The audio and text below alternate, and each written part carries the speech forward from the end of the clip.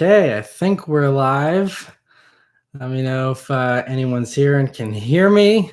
I believe we're live. I'm using this is the new YouTube like camera thing. So haven't done this type of live stream before. So hopefully everything works out okay. You guys can of course give me any feedback about the stream, but hopefully this should work just as well as the streams I've done in the past. Nice. Yeah, it says first. Thanks guys for showing up. Awesome to see everyone here. So yeah, I've done live Q&As before, but I haven't done any kind of live weekly update. So this is going to be unedited, off the cuff, not nearly as polished or professional. And unfortunately, I'm going to be talking about some spy photos this week, and there's no way for me to put those spy photos into the live stream here. But I did still include all in the description, all the news topics that include pictures. There are some other news topics I'll be talking about that don't include pictures, but at least those ones, if you want to go and look at the pictures that I'm talking about for the spy photos and stuff, you can go ahead and do that. But I'm just going to pull up the notes and kind of go through the normal weekly update stuff, just so that those of you that always tune in for that and enjoy that, you'll be able to get your dose of car news here for the week.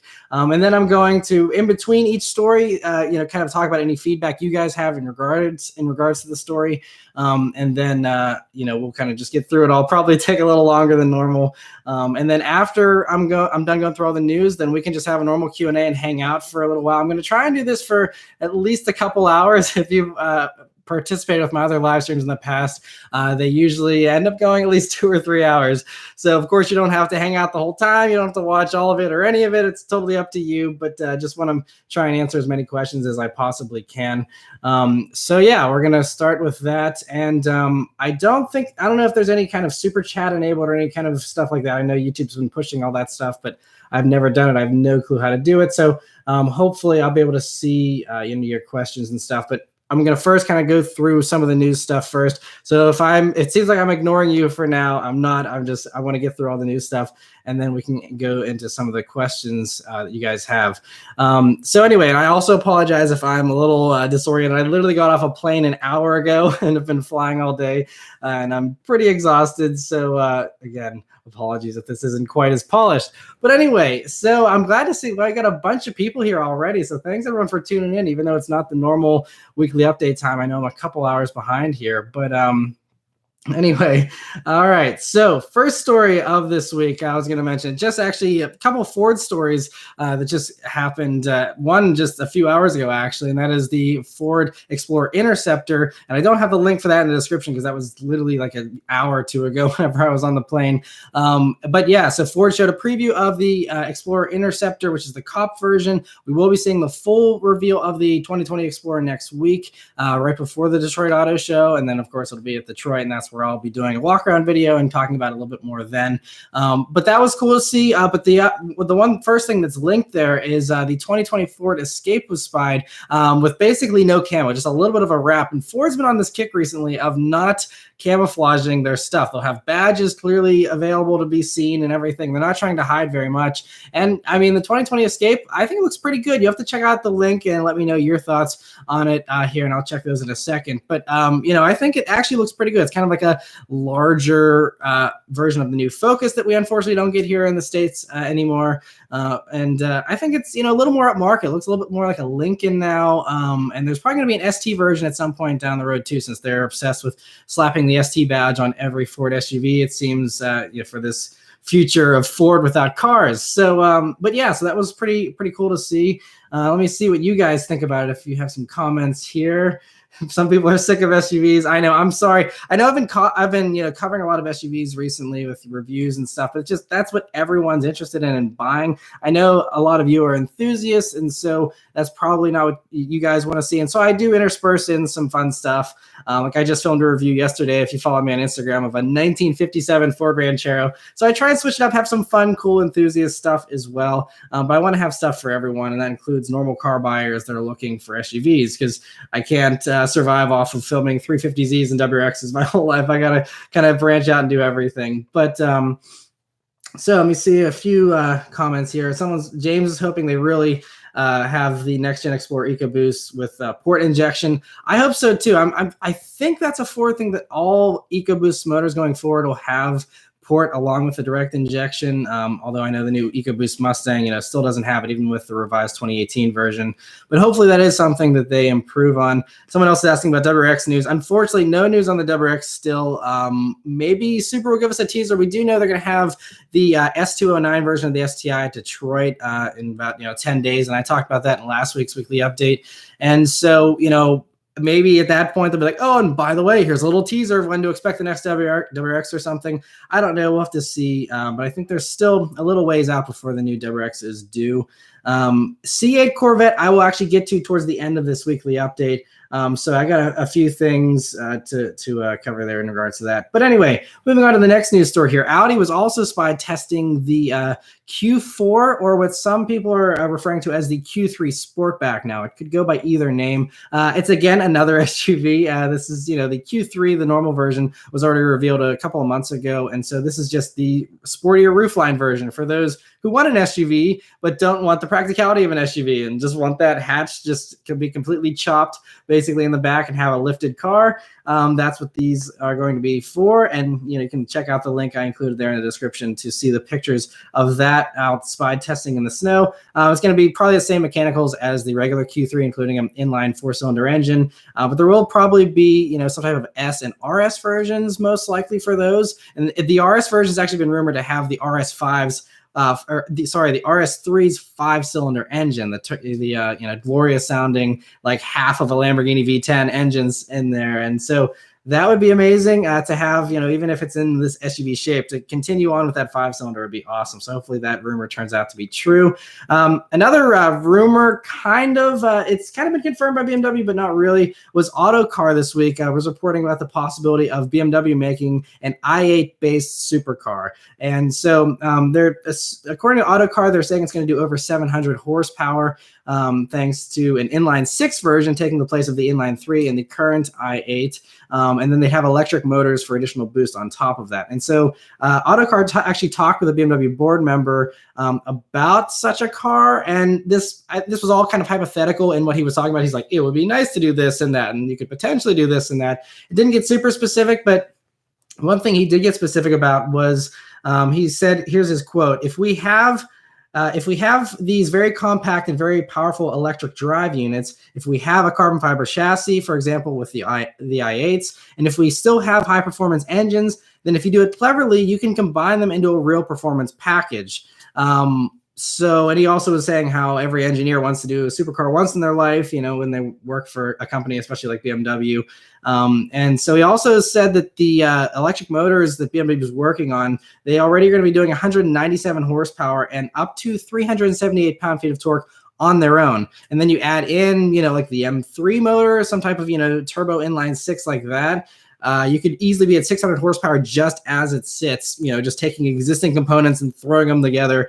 You have 600 horsepower. So I guess Autocar is saying they would push it a little bit further up to maybe 700, make it competitive with some of the others out there. But we'll have to wait and see if they actually do anything. This isn't officially confirmed, just BMW board members being like, it would be nice to make a supercar. And I mean, everyone would love to make a supercar. So that's not a confirmation, but it means the pieces of the puzzle are there, that they want to put it together. I think they probably could. Other supercar news here is we have a few close-up images that kind of leaked out. This was discovered by Auto Express, who found these images of, I think, a Lamborghini owner app. I didn't even know this was a thing.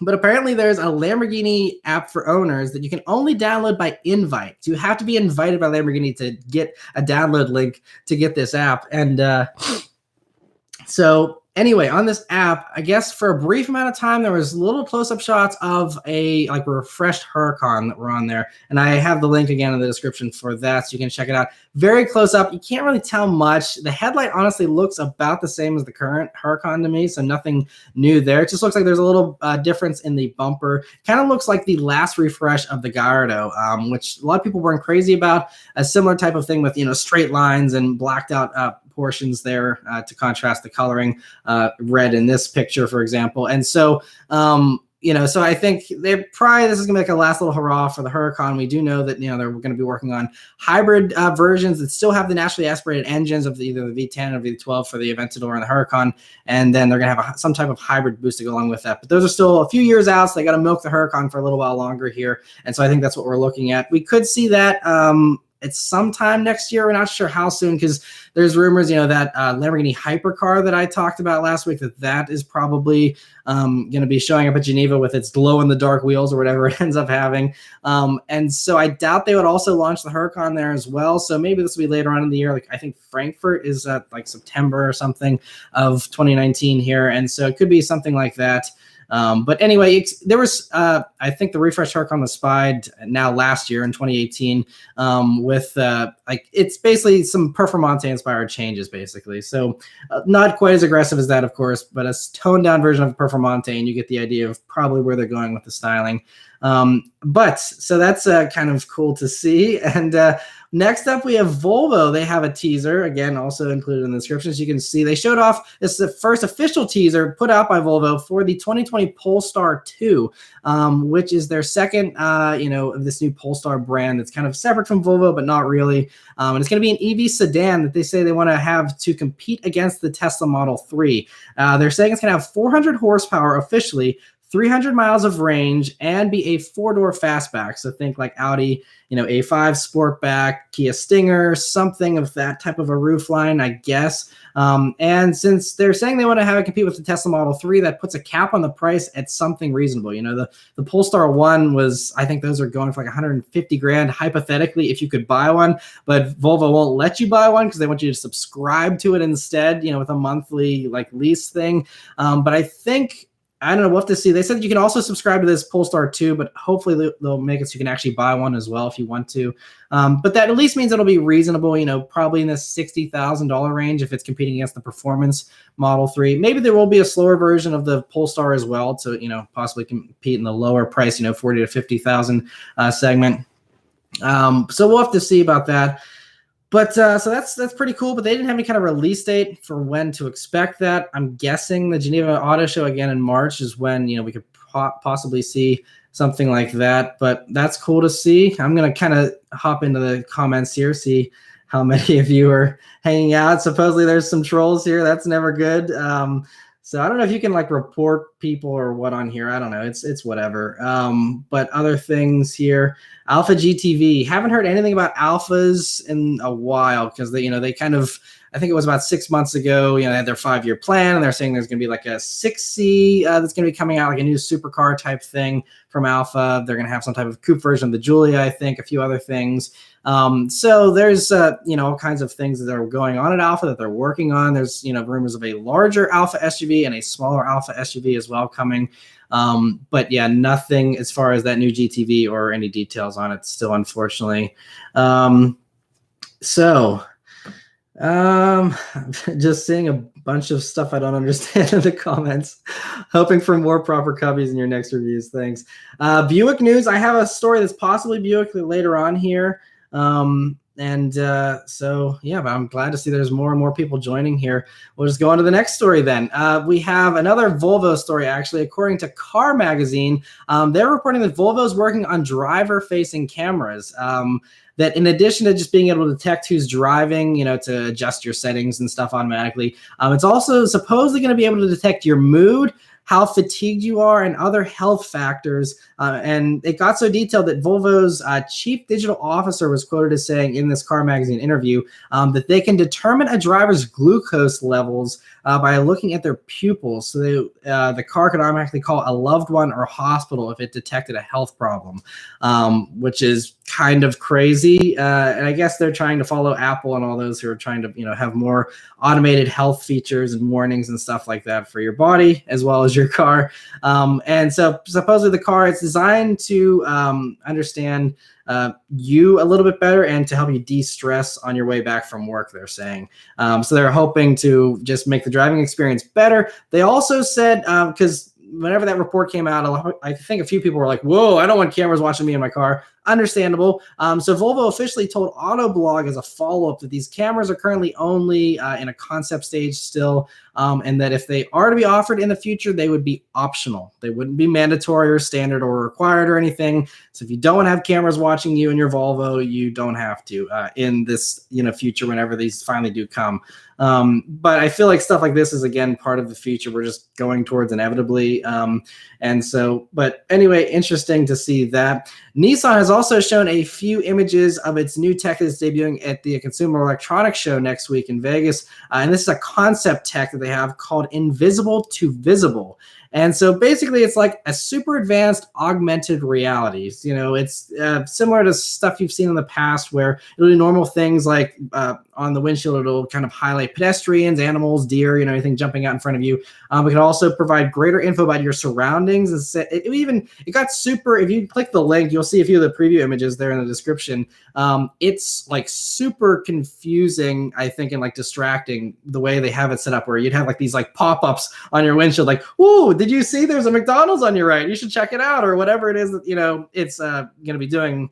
It kind of would augment, what you're driving through. Maybe it's a historical landmark or something. It could pop out and be like, "Hey, Wikipedia says this is a cool place that you're driving past," or something. So it's supposed to do stuff like that, but then it also has other things like it can give you better navigation guidance and even could generate a ghost car like in Gran Turismo or something for you to follow, because that's a lot easier for people than listening to instructions, is just to follow someone. And so this could do a virtual car in front of you to follow, and that'd be pretty cool, I think. They also said additionally there's going to be on the inside of the vehicles, hypothetically again in this futuristic car, it can monitor the driver once again like the Volvos, and even project friends or family members as 3D avatars so they can keep you company if you're feeling lonely, I guess, on your drive. So it'd be like a high-tech FaceTime video chat kind of thing, which again seems super distracting.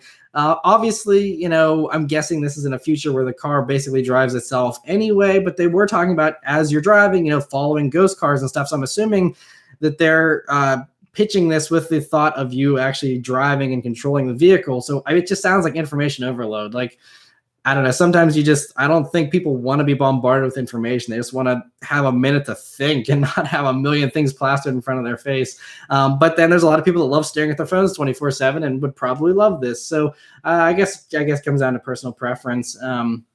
So it's all concept for now. And CES is, famous for very outlandish concepts that never make reality. But maybe some form of it will actually, turn out to happen here in the future.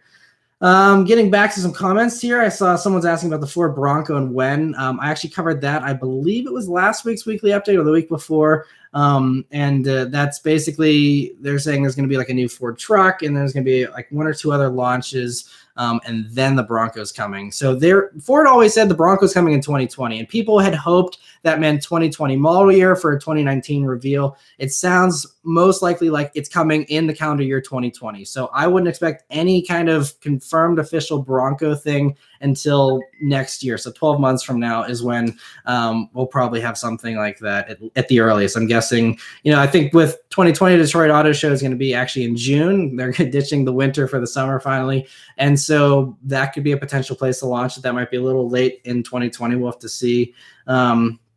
But anyway, so that's interesting. Someone's asking about Porsche news. There's a story that kind of popped up, but I wasn't going to cover it here, but I'll mention it briefly.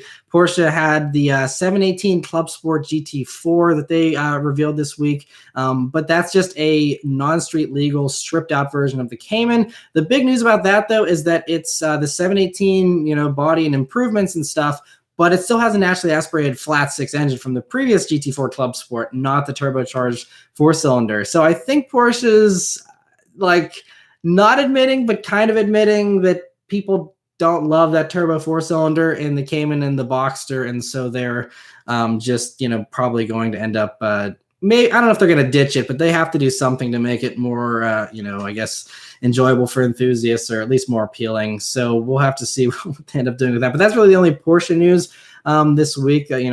Basically they're still just chilling out after the launch of the 911, which was a huge deal, just back in LA. Anyway, yeah, people are saying that camera stuff's way too invasive. I kind of agree. That's a little weird, but as technology progresses, I feel like it's just going to be inevitable, whether we like it or not. Other stuff, I got some basic questions here, requests for car reviews and stuff, and I'll get to some of those later here once I get through the news topics. I'm about halfway through the news topics already, so I don't have too much longer to go, and then I can start getting to everyone's questions here. Someone's asking when the Shelby GT500 is coming. That one I do know the answer to. That is coming in 10 days at the Detroit Auto Show, Monday morning. It's the 14th of January. I will be there. I will be filming it and quickly posting my video with all the info and a walk around and all that type of stuff on the GT500. But that has been confirmed by Ford. We will see it finally fully, hopefully with all the details, in 10 days. So that's been a long, dragged out process. And then right after that, like I think 45 minutes later, Toyota's pulling the wraps off the Supra finally at long last. So 2 long-awaited vehicles will be revealed here in 10 days officially. So that's all very exciting. And those will probably be the main 2 features at Detroit, aside from Subaru's STI S209. But that's, depending on what they do with it, could either be cool or underwhelming. We'll have to see. Other things, someone's asking if I heard about an upcoming Lexus ISF in 2022 and the new design of the Jeep Grand Cherokee in 2021. I did hear about the Grand Cherokee in 2021. Haven't heard of a new ISF. I honestly haven't even heard anything about a development for a new IS, which is weird considering it's pretty outdated at this point. Still a nice vehicle, but compared to some of the competition and stuff, I feel like they should hopefully be working on a new one. But I mean, small luxury vehicles don't sell very, very hot as well. So maybe it's not a priority for them. We'll have to see. But anyway, do you think Mazda will make another Speed 3? No, I mentioned that in a couple of weekly updates ago. Mazda actually said that that's kind of juvenile to have a Speed 3 and that they're going for a more mature brand image now. And so even though lots of very upscale brands have performance, versions and stuff, apparently Mazda doesn't want to do that. Now they obviously have been putting the 2.5 liter turbo motor in everything recently, which is awesome. And it's a great motor and it's awesome. That's in the CX-5 and the Mazda 6 now. And they confirmed it does fit in the Mazda 3. So I think if there's enough people shouting for it, then they will probably put it in there eventually. It would not be labeled a Mazda Speed, though. It would probably be labeled the signature version of the Mazda 3 or something like that. But we'll have to see. RX-9, they completely shot that down over and over and over again. There will never be an RX-9, I don't think, unfortunately. They did confirm the rotary is coming back, but only as a range extender for an electric vehicle. So a little bit of a womp-womp on that. But news about Infiniti, I'm going to get to here in a minute. No news on a Nissan Z yet. That's something Nissan's confirmed they're working on it. And so that is something that is happening. And so it's just a matter of how quickly it's going to happen. New Corvette I'm going to get to here in a second. And yeah, Frank, thanks for commenting that. Yeah, if in addition to the Mustang GT500 and the Supra being revealed in 10 days here at Detroit, a few days after that, the first of those vehicles are going to be auctioned at Barrett-Jackson. And they're going to be going, of course, to charity and stuff. So that'll be cool. Other things here. Lots of people asking about the C8 Corvette. I'll get to that in a second here. All right, so I'm going to get back to the news here, finish up a few of these stories, and then get to some more questions. So we have Infiniti. They've shown off the first full image here of the QX Inspiration concept that they'll be showing in Detroit here in 10 days. And obviously, if you click the link in the description, you'll see it's a crossover and probably a full EV one as well. If not full EV, then it'll probably be mostly EV with just like a range extender. And they say this is probably going to preview some type of future platform as far as powertrain and as far as styling goes for Infiniti and where they want to take the brand. So we'll get more info on that in Detroit. Mercedes, so they have the next gen Mercedes A45 AMG, coming here. Probably with a reveal in March at the Geneva Motor Show. We're not sure. Could be sooner than that. But they teased it over the holidays with a video, which I, again, have a link in the description for, showing that it's going to have a drift mode. So I guess they want to compete. I mean, Mercedes has their own drift mode already with E63 and stuff. I think they want to compete with stuff like the Focus RS, even though it's out of production now. They want to compete with that with the new A-Class here. So it's going to have a drift mode, which is pretty sweet from the little preview video there. Now that hatchback version, we're not going to be getting here in the States most likely because we never get the hatch version. We get the hatch version, but then it's lifted an inch, given plastic body cladding around the fenders, and then called the GLA. It's a crossover all of a sudden. And so that's the version we'll probably get, much like the current, GLA AMG that's offered right now. And so we'll also get the CLA, and that'll get the AMG. Now we do get the new A-Class, just the new sedan version of the A-Class, and that could possibly get the AMG version as well. But the news about that A45, though, is there's a German car insurance company that has possibly leaked the horsepower numbers for this AMG version. And Motor One found this this past week here. And supposedly it's reporting, according to this insurance company, that the regular A45 is going to be having 387 horsepower from a 2-liter turbocharged 4-cylinder engine with all-wheel drive. And then they're going to have an S version as well, much like the higher-end Mercedes AMG models. And the S version is going to have 421 horsepower out of a 2-liter turbo 4-cylinder engine. I mean, that's what the Mustang 5-liter V8 was making just 3 years ago. And so, I mean, with the 2013, 2014, so it's at 420 horsepower out of a V8, and Mercedes is doing it out of a turbo 4-cylinder. Not sure how reliable that's going to be. Probably not nearly as reliable as a 5-liter Mustang motor, but that's pretty wild. And so that'll be pretty exciting whenever they finally reveal that. Again, could be Geneva, could be some other time. But cool of Motor One to find that. Another bit of Mercedes info that has possibly leaked out here is AutoGuide found a trademark application by Daimler here in the United States for the names GLS 600, GLS 680, and the S 680. And the S thing, I think, is like a Chinese thing, but that might possibly be coming over here. I think they get S models over there. But these 600 models, that number usually designates a Maybach version. And so that's most likely what this is. And so the GLS means that, they're going to apply the same stuff that they do to the, S-Class with the Maybach versions of that. And so, yeah, and it's probably going to look similar to the Maybach SUV concept that we saw, I think, about a year ago or so, called the Ultimate Luxury concept. And that was pretty cool and, very futuristic and very luxurious looking. So, but it sounds like if they're filing these trademarks now, hopefully this is something we'll see in the next year or so. I think the GLS, the regular versions, are due sometime in 2019. So that'll be cool to see a Maybach version of that. And I'm sure it's, just competing with the Bentegas of the world and the Rolls-Royce Cullinan. There's a ton of these, high-end luxury SUVs now. And so I think Mercedes wants in on the action. Another crazy vehicle. This is a one-off, but BMW has revealed this Night Sky edition of the M850i xDrive Coupe. Again, the link is in the description there, so you can scroll through the pictures of that. It's only like one person that commissioned one of these, and that's it. So this isn't something anyone's going to ever be able to buy. Probably none of us will ever see it. But the craziest thing about it the only reason why I'm talking about it is because it's so bizarre. It uses real meteorites on the interior trim pieces, including the center console, the engine start button, the gear lever, and the iDrive controller, which is crazy. So I guess BMW somehow collected little bits of meteorites as they were falling or whatever. I don't know how they managed to do that, but they actually incorporated it into these trim pieces.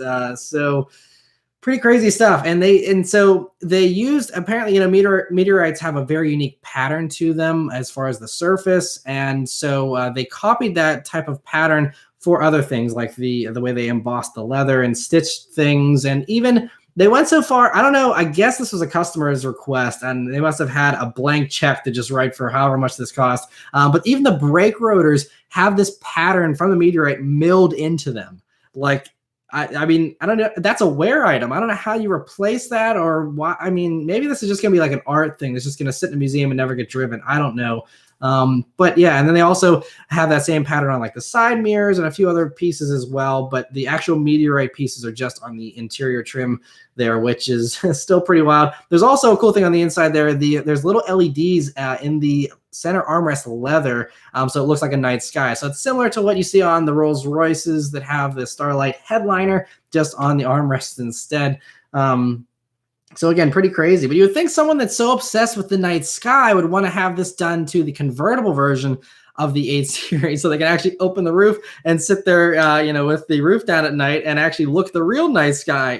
But I guess they would like the coupe better or something. So anyway, that's pretty sweet. Maybe the person's so rich they'll do one with a convertible as well. We'll have to see. But I don't know how many meteorite bits you can collect and use. It's a very finite resource, I think. But anyway, yeah, I can't even begin to imagine how much that costs, and BMW is not saying, so we are just left to imagine a sky-high price of your choosing. And some normal BMW production stuff here. The 2 Series Gran Coupe was spied this past week, and the spy photographer actually got a look at the underside, and this really annoyed a lot of BMW fans because it confirmed it's going to be either front-wheel drive or all-wheel drive, probably one or the other. You have a choice, like you get with the A3 and Mercedes with the CLA and stuff like that. And so this means it's probably going to be mini-based as far as the powertrain goes, similar to the BMW X2, where it's going to have, probably a 4-cylinder engine, might even have a 3-cylinder turbo, but 4-cylinder probably like the X2. And then at least you'll have all-wheel drive, so that'll help with the handling. But it's going to be, just a transverse, a little front-wheel drive setup, not quite like the awesome, 2 Series that we have currently. They're rear-wheel drive and more driver-oriented vehicles. But anyway, it should be debuting sometime this year. Autoblog in the story that I linked there says not till next year, but it has production headlights and everything. I really have a hard time believing they're going to wait a full extra year to reveal this, especially with the A-Class hitting the States here in the next couple of months. And, the A3 should be getting some type of refresh or something. I feel like BMW wouldn't want to lose out on the action. I mean, they've been out of the game for so long. They're the only ones that don't have a small little, 4-door sedan. And, you have to go to the 3 Series or nothing, go to one of the smaller crossovers if you want a smaller BMW. So anyway, we'll have to see how quickly they can get that out. Another vehicle that'll be coming out soon is Reuters is reporting that Hyundai and Kia, that whole group, they're kind of one conglomerate. They told employees in Korea this past few days here that they plan to launch 13 new or refreshed models this year. And I think that includes both Hyundai, Kia, and Genesis combined. And they said one of those is actually be the new Genesis SUV is finally going to be coming at some point this year. So that'll be pretty cool. I didn't know how soon or how far away that was, but sounds like I guess they're pretty close to getting that ready to go, which is great. But it still might not come till late this year, maybe like the LA Auto Show in November or something. There's also some other vehicles in that 13 that we already know about, like the Palisade SUV that was shown in LA. And so, yeah, that's one of the 13. This SUV is another. So we'll have to see what the other, 11 models will be here over the course of the year. But it sounds like it's going to be a busy year for Hyundai and Kia. So that's cool to see. And I'm just going to go back to the comments here, and then I got a couple more stories, and then I'm done here with the news stories, and we'll just go to questions and comments here. Someone's asking about when the new Infiniti's going to be coming, the Q60. I don't know if they're doing anything with the Q60, honestly. I heard they might be doing some new refreshes on the interior to kind of update that a little bit. But I honestly think it looks really, really good still. And, I don't know. We'll have to see. I haven't heard anything, though, about the Q60. So if anything, it might get taken, to be used for the new 400Z Nissan or whatever they end up calling it. But we'll have to see about that. New ZL1, that's probably 5 years away at least. Julian is asking about that. They're gonna have to do the C8 and get all that stuff out, and then the ZL1's gonna be coming for that, or the ZR1, I guess is what that is. The ZL1 for the Camaro. They just said it's gonna have the refreshed taillights and stuff for the 2019 Camaro. Same front end as the current Camaro for the current ZL1 for the 2019 version. As far as next gen Camaro, I don't know. That's probably still a decent ways out. I haven't heard any news about when a new Camaro's coming as well. So yeah, got a few other questions here that I'll get to here in a second, but I'm just going to go through the last few stories here, and then I'll just answer a bunch of questions. So the one of three here, Tesla, they announced they're reducing pricing on all of the vehicles here by $2,000 this past week. And this is in response to the fact that they now don't have as much of a tax credit write-off. It used to be once before they hit 200,000 EVs sold, it was a $7,500 tax credit you got. But now that they've passed that 200,000 EV number, now it goes down to $3,750 for the rebate. And then I think 6 months after that, it's halved again, and then it goes away completely. So they're knocking the prices down $2,000 on all Teslas to help fight that, but you're still, there's still in the long run, if you consider the tax savings, it's still about $1,750 more expensive than it was before the rebate expired. But at least they're trying to help out a little bit. I mean, none of these Teslas are cheap, honestly, even the Model 3s. So we'll have to see, if it impacts sales or not. But I've been seeing tons of Model 3s in my area. I don't know about you guys, but anyone who lives in urban and suburban areas, I feel like they're just popping up all over the place, the Model 3s now, which is cool. I mean, I'm glad Tesla's doing well, but it's just amazing. Just like everyone's jumping on the Tesla bandwagon with the Model 3s, which is pretty crazy. The last two stories this week are about GM trademarks, and this is where I'm getting to the C8 news that everyone was asking about. So first off, they reapplied for a statement of use for the Zora name. And so they submitted this statement of use a few years ago. It's kind of like a way to reserve a name without actually saying what you're going to use it for and without actually getting the real trademark. But I guess it prevents other people from taking it. I'm not really sure. I'm not a copyright lawyer, so I have no clue. But yeah, I think it's kind of the signal here is they're hoping to use the Zora name or for something, whether it's T-shirts or for an actual car, remains to be seen. But they apparently reserved it a few years ago already, and then they've just filed for this renewal of that reservation or whatever. But the Zora name comes from, if you know your Corvette history, the Chevy engineer of previous Corvettes, Zora Arcus Duntov, I think is how you pronounce it. Anyway, I think they developed some type of prototype mid-engine Corvette a long time ago. I think even back whenever the Corvette was originally conceived, they had wanted to do a mid-engine car, and then I think the economies of scale or whatever, they just made more sense to do a front engine vehicle instead. So I think it goes all the way back to that and paying homage to that. So that's, I think, what's going on with that. So maybe the Zora name is kind of paying respect to him and would be incorporated here on the C8. I don't think it would be in place of the Corvette name. It would just maybe be called the Chevrolet Corvette Zora, and then because they said they're going to have the mid-engine Corvette sold alongside the C7. So even after the C8 comes out, the C7 is supposed to live on for a couple of years. So maybe the Zora is supposed to kind of differentiate, like here's the regular Corvette and then here's the Zora Corvette, which is the mid-engine one. It could be something like that. We'll have to see, but that's the only news about the mid-engine Corvette. There's also a sketchy internet, like a forum rumor that said that Chevy's going to surprise everyone with a reveal in Detroit here in 10 days, which, we've had reports there's a major electrical engineering issue that they discovered in the mid-engine Corvette. I talked about that a couple of weeks ago. And so because of that, supposedly development has been delayed 6 months on the mid-engine. They're not going to be revealing it until like midsummer at the earliest of this year. So if that's the case, then I don't know. It would be kind of bad of them, I think, to honestly, as much as I would love to see the C8 Corvette, I think it would be a bad move to reveal it ahead of time, because then you have everyone chomping at the bit and asking their dealers, oh, when can I get this? And they're like, oh, not for another year. Sorry, come back next year. I think when you're that far out, it just kind of annoys people more so than gets them excited. I think that's kind of the thing with the GT500. Everyone was expecting the GT500 3 years ago, and then it never showed up. And now it's like, too little too late, honestly, in a lot of ways. You've had Hellcats running around for years. You've had ZL1s. And meanwhile, the Shelby GT500 or the GT350 is the most powerful thing Ford's had for several years now. And they've just been behind the muscle car wars, and they just are okay with that, I guess. But I think keeping things secret a little bit longer and holding off on the release would make sense. But maybe we'll be surprised in Detroit. I'd be happy to do a walk around of the new mid-engine Corvette if they happen to surprise us. But we'll have to wait and see. And the last GM trademark and the last news story here is they filed a trademark at General Motors for the Envoy name again. Now, it didn't specify brand. This is just under General Motors. So, of course, the first conclusion is they're bringing back the GMC Envoy. And that could be based on the new Blazer.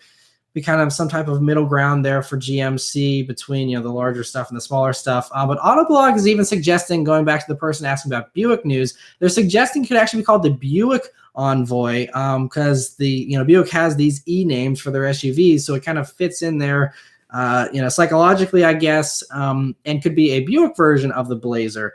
And so that's a possibility. It could also be something even smaller, because I do believe we saw the Chevy Trax It's like the brand new version of that was spied a few months ago, and it had Blazer inspired styling. So that would probably still continue to be called the Chevy Trax. But then there was also a GMC and a Buick version that was spied. Now the Buick version back then, looked like it's about the size of the Encore, and so it'll most likely be the next gen Buick Encore. That's been a very good model for Buick, so that will continue to live on most certainly.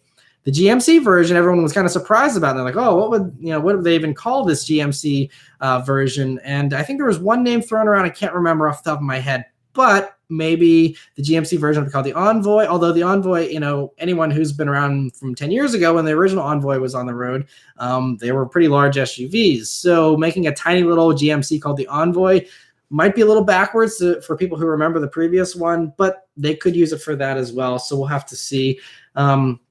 So yes, that is it for all the news stories here. And like I said, you can see the description for all the links to those pictures that I was referencing and talking about.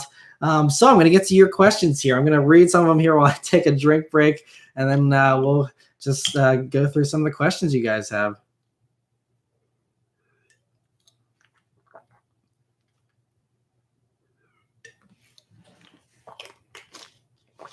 All right. So Deadshot Chef says the Zora sounds like a good name. I think it actually does sound really cool, Zora. Kind of reminds me of Zorro from the movie from the 90s or whatever. So, but I think it'd be pretty cool. New GTR, Yad's asking about. Yeah, I think everyone's wondering where the new GTR is at, but especially a lot of the Japanese manufacturers are really perfectionists about making sure everything is super, super good with those vehicles. And so development times are a lot longer, but arguably, I think they're a lot more well developed than some other vehicles in a lot of ways because of it. And I think that Supra is, an example of that. That it's taking forever, but hopefully it'll be like perfect right out of the box. We'll have to see. But yeah, I haven't heard anything about a new GTR. They have that concept thing that they're making like 100 of or something, and they're all like, I think $1 million each or something insane like that. And I talked about that several weeks ago. But yeah, so there's that. But otherwise, I don't know. I think it's a few years off. I think they do plan to do a new GTR. It's just a matter of when. But it's probably gonna be a waiting game. David says Dodge is making some beast cars. Yeah, Dodge is one of my favorite manufacturers. Everything is just fun and exciting, and they're just, they're not scared to take chances and stuff. Anyway, so Z News, I just mentioned Z News here. I see Spikes is asking about that. Nissan's confirmed they're doing a new Z, but nothing beyond that. So no timeline or what they would do. But is going to be a replacement to the 370Z because that is a very outdated car for sure. All right, other stuff. Do I think a new Viper is coming? That's actually another interesting thing. Speaking of Detroit here in January, because this January's auto show is the 30th anniversary of when the original Viper concept was revealed. It was the 1989 Detroit Auto Show when they revealed that. There has been a while back been rumors that they would show at least another concept Viper. It might not even ever lead to a production thing, but just for fun and just to pay respect to the old Viper. And Dodge, again, I just mentioned how Dodge is crazy enough that, they have fun and they do stuff and they're not afraid to do that stuff. So that could be a potential surprise, I think, at Detroit possibly. Although I have to check the schedule for Detroit again, but I'm pretty sure Dodge doesn't even have a press conference scheduled. I know Ram does. So Ram's going to be showing off something new. It could be like the T-Rex version, the production version finally of that, the Hellcat powered Ram basically. Could be that they show. But it would be really awesome if they surprise us with the new Viper, even if it's a concept, that would be really fun. But we'll have to see about that. DTS Scott's asking, Infiniti Q70 is going to be discontinued, or is Infiniti making a new one? Any news on a large-scale sedan for Infiniti in the future? I don't know. I actually just saw one of I think it's M80s that they called them back in the day. I saw one of those on the road for the first time in years, and I was like, man, I completely forgot about those. I don't know about a large Infiniti sedan. I think those just sell in such low volumes that, even the Q50 doesn't sell a lot. So going to something larger and more expensive, I think that, them, like everyone else, they're kind of in survival mode. They're doing well, but, they're not leaders of the pack by any means as far as sales in the luxury realm. So I think they're just going to go for the cash cow of SUVs like everyone else, and that's what everyone's buying. There's very few of us enthusiasts that enjoy sedans, that enjoy high performance stuff. So we'll have to see, but haven't heard anything about that. Someone's asking about an all-wheel drive Civic Type R with an automatic. I don't know if they'll ever do anything like that. To be honest, I guess they could use the 10-speed automatic from the Accord and just kind of beef it up a little bit to handle the extra power of the Civic Type R. All-wheel drive is a little bit of a trickier case because, again, like the Accord isn't offered with all-wheel drive or anything. So I would probably expect to see all-wheel drive on an Accord before you would see it on a Civic Type R. But an automatic, I guess, isn't out of the realm of possibilities. But I really doubt they would probably do that, honestly. But who knows? They could surprise us. Do you think any of the future Corvettes and Camaros will have hybrid components? I think it's inevitable. Everything's going to have hybrid components in 5 to 10 years.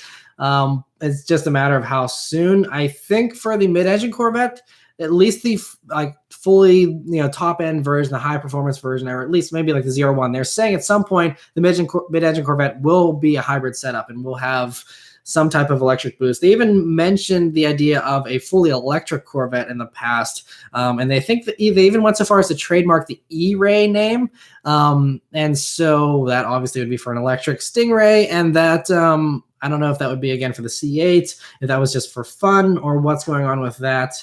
But so there's definitely all kind of stuff coming. Camaro as well. There was I think they did a survey that was, I think GM Authority or something did a story about it where they did an existing Camaro owner survey of, hey, like if you were to buy a new Camaro, how would you feel about these powertrains? And it was like all these hybrid ones in addition to the regular ones. And it's like, if a hybrid setup got you an extra 75 horsepower, would you pay an extra $5,000 for it or whatever it ended up being? I don't remember the numbers exactly, but they were asking people about that. So I think Chevy's looking into it, engaging interest. And so I think that is something probably for the next gen version of the Camaro, especially since we know a hybrid Mustang's confirmed. They got to be competitive, and I think they're going to want to jump in on that. So I think it's almost certain for both of those for the next generation. New midsize trucks coming. There's rumors of a Ram truck. Subi's asking about that. New Ram. There's supposed to be a new Frontier. I don't know when, because that I think is winning the race as far as oldest vehicle that's sold currently as a new car. So I think there's that coming as well. There's talks of Volkswagen doing some type of midsize truck too. We'll have to wait and see. But yeah, those are the ones coming. Otherwise, you got the Ranger that's going to be on dealer lots here in the next couple of weeks, I think, honestly. And I think that's about it as far as that. Other stuff here. Which one will you pick? 2024 Bronco or the Land Rover Defender? Probably the Bronco because it would be more reliable, I'm guessing. But yeah, I don't know. Jonathan's asking, how's the Bullet? It's doing well. I'm sorry I haven't done a Bullet update in a while. It's just hasn't been driven much because the last update I did was a 3,500 mile update. And just on my drive home from the airport this afternoon, it's at 3,952. So I've put less than 500 miles on it since that update, which was about 2 months ago or so. So that shows you how much I'm driving it. The weather was actually worse. Like November, we got a bunch of snow, and then just December was just super busy, and I just had a ton of press cars I had to drive. So I didn't get to drive the Bullet a lot, but thankfully, it's like January, and it's gonna be like 50 degrees this week and stuff, which is fantastic. So that's really, really nice because I've been able to take the Bullet out and still enjoy it, which means I don't have to winterize it. A lot of the Mustang guys, when they, hide their cars away for the wintertime here, they got to put them up on jacks, or they got to, put fuel stabilizer in and battery primers and all this kind of stuff. And thankfully, it's looking like the car should last. If I'll be able to drive it well into January, even if February is brutal and it just sits for an entire month or something, by March, hopefully mid-March, it will again be back into the 40s, and I'll be able to be good to go on those tires. And it'll only be, garaged for a month or so. And so won't have to really be hibernating as much as I expected, which is a pleasant surprise. We're having a mild winter so far. All right. Someone's asking, want to review my Audi A6 TDI? I'm open to any kind of vehicle, honestly, especially if there's a lot of demand for it. So the way, for future reference, if you want to offer me a vehicle, especially if you're fairly close to the Pittsburgh area. I know there's people all over the country and all over the world that would love for me to review their stuff, but it's just harder to travel and a lot more expensive. But if you're near the Pittsburgh area, I can get to you a lot sooner, or even, like Philly or a few places like that, I'll sometimes drive to. But you can email me. I have all my contact info in the description of every video, including my email address. You can also send me a message on my Facebook page. That's also the main two ways that I talk with people, is through there. I don't respond to Instagram DMs most of the time just because it's impossible to keep up with. And then, same thing. Twitter, I do respond to, Twitter replies, but they're so limited with characters that it's easier just to, send an email or something like that. But yeah, other questions here. What are your thoughts on the new Passport? Do you think they should have designed an all-new vehicle on a new platform, or is the current Pilot's platform good enough, bearing in mind the Pilot is a little old? I think I was kind of hoping the Passport would be a little bit more unique. It's basically just a shorter Pilot. Now, they did do a few things to it, but I still just wish they would have made it a little boxier. Because honestly, even whenever I was on the Honda Pilot press drive for the 2019 version I did a couple weeks ago in Montana, there's actually a few people there who were mom bloggers who actually own Pilots, but they own the previous gen. They're like, I love the boxy styling. And I think a lot of people miss the boxier Pilots. And so it would have been a cool way to kind of test the waters with the Passport by making it boxier, having some unique sheet metal on it to kind of see how that works and maybe transfer it back over to the Pilot for the next gen version. And they just kind of took the safer, easier route, I guess, by just kind of modifying a Pilot in some ways. There's more to it than that, and I haven't driven one yet, so I kind of have to reserve judgment. But as far as styling goes, I was excited. I was like, "Ooh, Passport, they're bringing it back." And then I saw it, and I'm like, okay. I'm guessing there's demand for something like that. And the Pilot's an excellent SUV, so I can't blame them for sticking with a good platform and a good formula. But just not quite as creative as I was hoping. Julian's asking about the Elephant. That's a great engine. I covered that back when I was doing the SEMA coverage a couple of months ago. Not street legal unless it's in a vehicle that's older than 1976. So pretty limited, but very, very sick. LS Swap the World says, thoughts on the Mustangs have piston slap issues. I've been getting some questions and comments about this. And honestly, if you've been following me since the EcoBoost days, you'll know that I got into a really paranoid mental state with that vehicle because I was constantly on the forums, and every other day there was an EcoBoost Mustang blowing up that was tuned, and I was like, oh my gosh, my EcoBoost is tuned, it's going to blow up, and it's going to be horrible, I'm not going to have a warranty, I'm going to have to spend $7,000 on a new motor and all that kind of stuff. So especially, I've heard about these new issues and stuff, and I think it's kind of a mixed bag. I've kind of read into them a little bit, just so that I'm not blindsided if something horrible does happen to the Bullet as far as the engine goes. But from what I've seen, it sounds like some of the stuff is sensationalized by some of the YouTubers, and it's not quite as bad as everyone makes it out to be. There are some real issues, and some people do have legitimate real issues. And I see that even on the Mustang forums where people are just posting about it. They're not trying to make money off of their YouTube videos. So there are some real issues, and I think that is an issue that Ford has. I don't think it's as widespread. I think, you see stuff like that and it's like, oh my gosh, everyone's Mustang's going to blow up. And it's like, no, it's not that bad. And I think some of the stuff, the piston slap, even the ticking sounds, the barbecue tick they've called it, that people are talking about. It sounds like that, what I've figured out just with my little deductions, again, I could be completely off. I'm not up to date on this 24/7. I'm not paying super close attention, but it sounds like whenever people do their first oil change is when a lot of people start hearing that tick.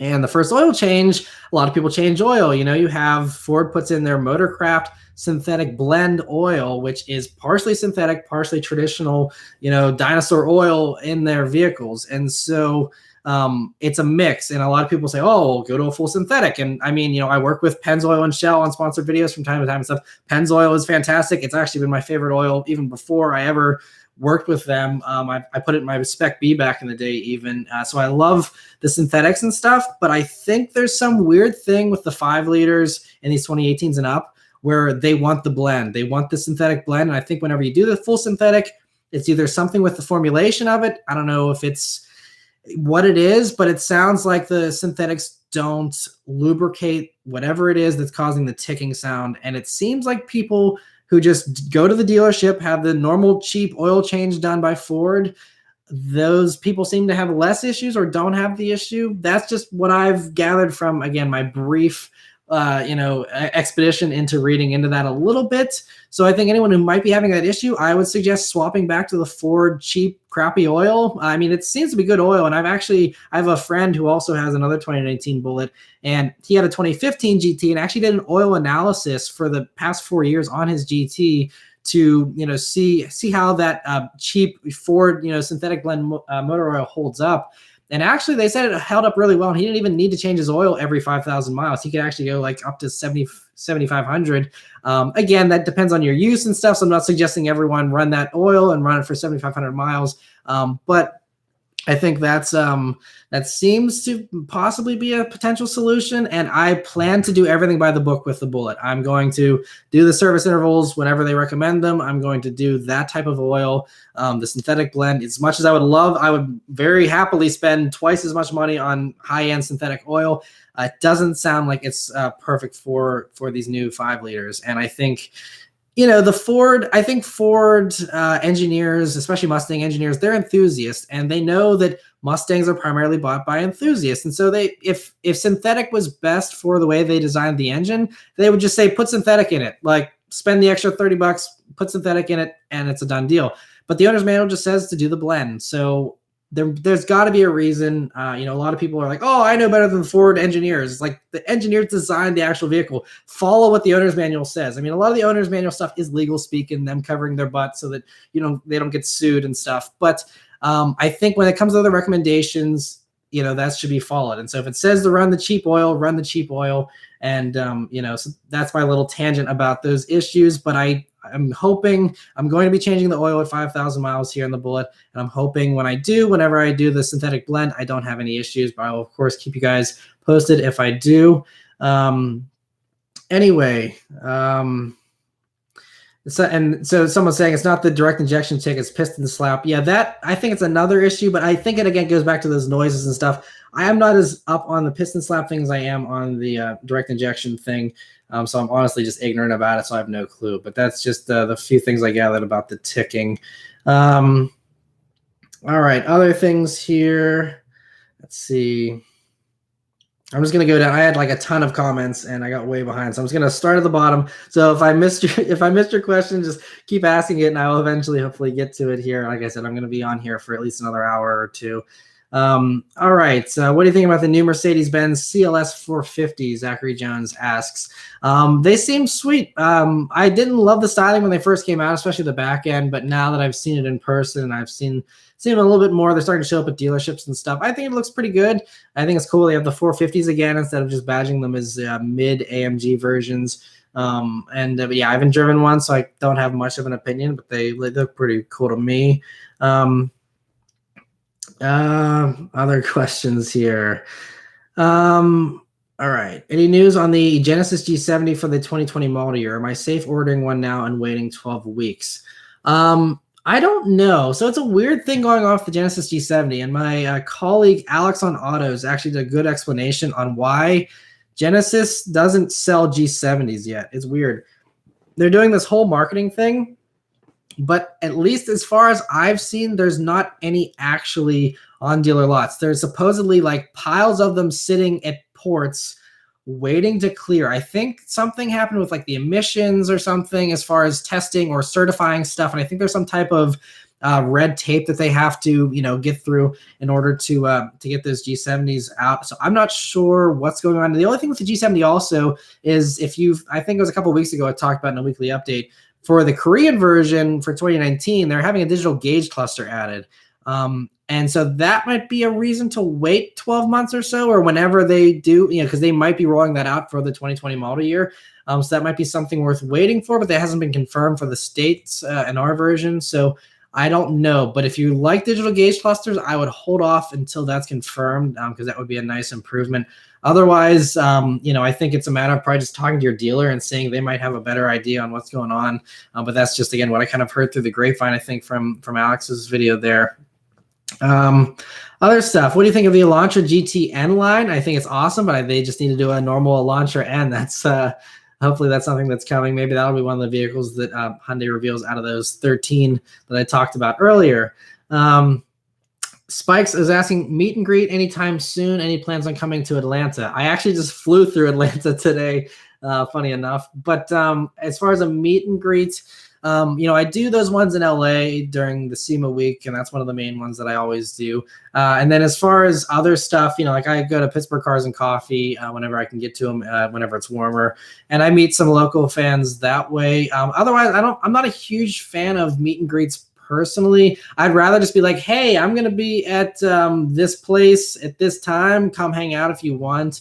Because at least for me, it's been tough to, I'll promote meet and greets and stuff like that in the past, even with the LA stuff and things like that. And, sometimes I'll get a few people that show up. Like I had that thing at Speed Vegas back during the SEMA week and had a few awesome fans show up and got to sign some tools. And one fan I even had, Joe, had his 2019 Bullet out and brought that for me to check out, and was awesome to see him get one of those too. And so, there's stuff like that, but honestly, I'll promote stuff, and then, it's not a huge turnout. So I hear that people want to do, meet and greets sometimes, but I don't see a ton of people actually following through on that. Again, that's just tough because I know it's location dependent. And so I'm sure different areas, there's more demand for that than others, but it's always kind of a hit or miss thing. So, I think I just try whenever I do have free time and I happen to be in an area, I try and publicize that. So the best way to stay up to date is to follow on social media, on Instagram and Twitter and stuff, especially Instagram. For example, I was doing this drive home.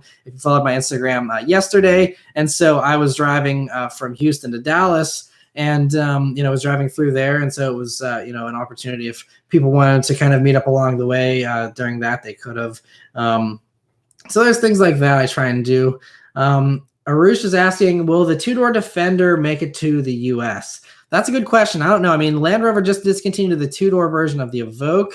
Maybe that's to make way for the Defender, or maybe it's because there's not many people buying the two-door version. So I don't know. I'm honestly surprised they're even developing a two-door version. That might be a UK-only thing, though. So we'll have to see. Damien's asking, would you buy a next-gen STI?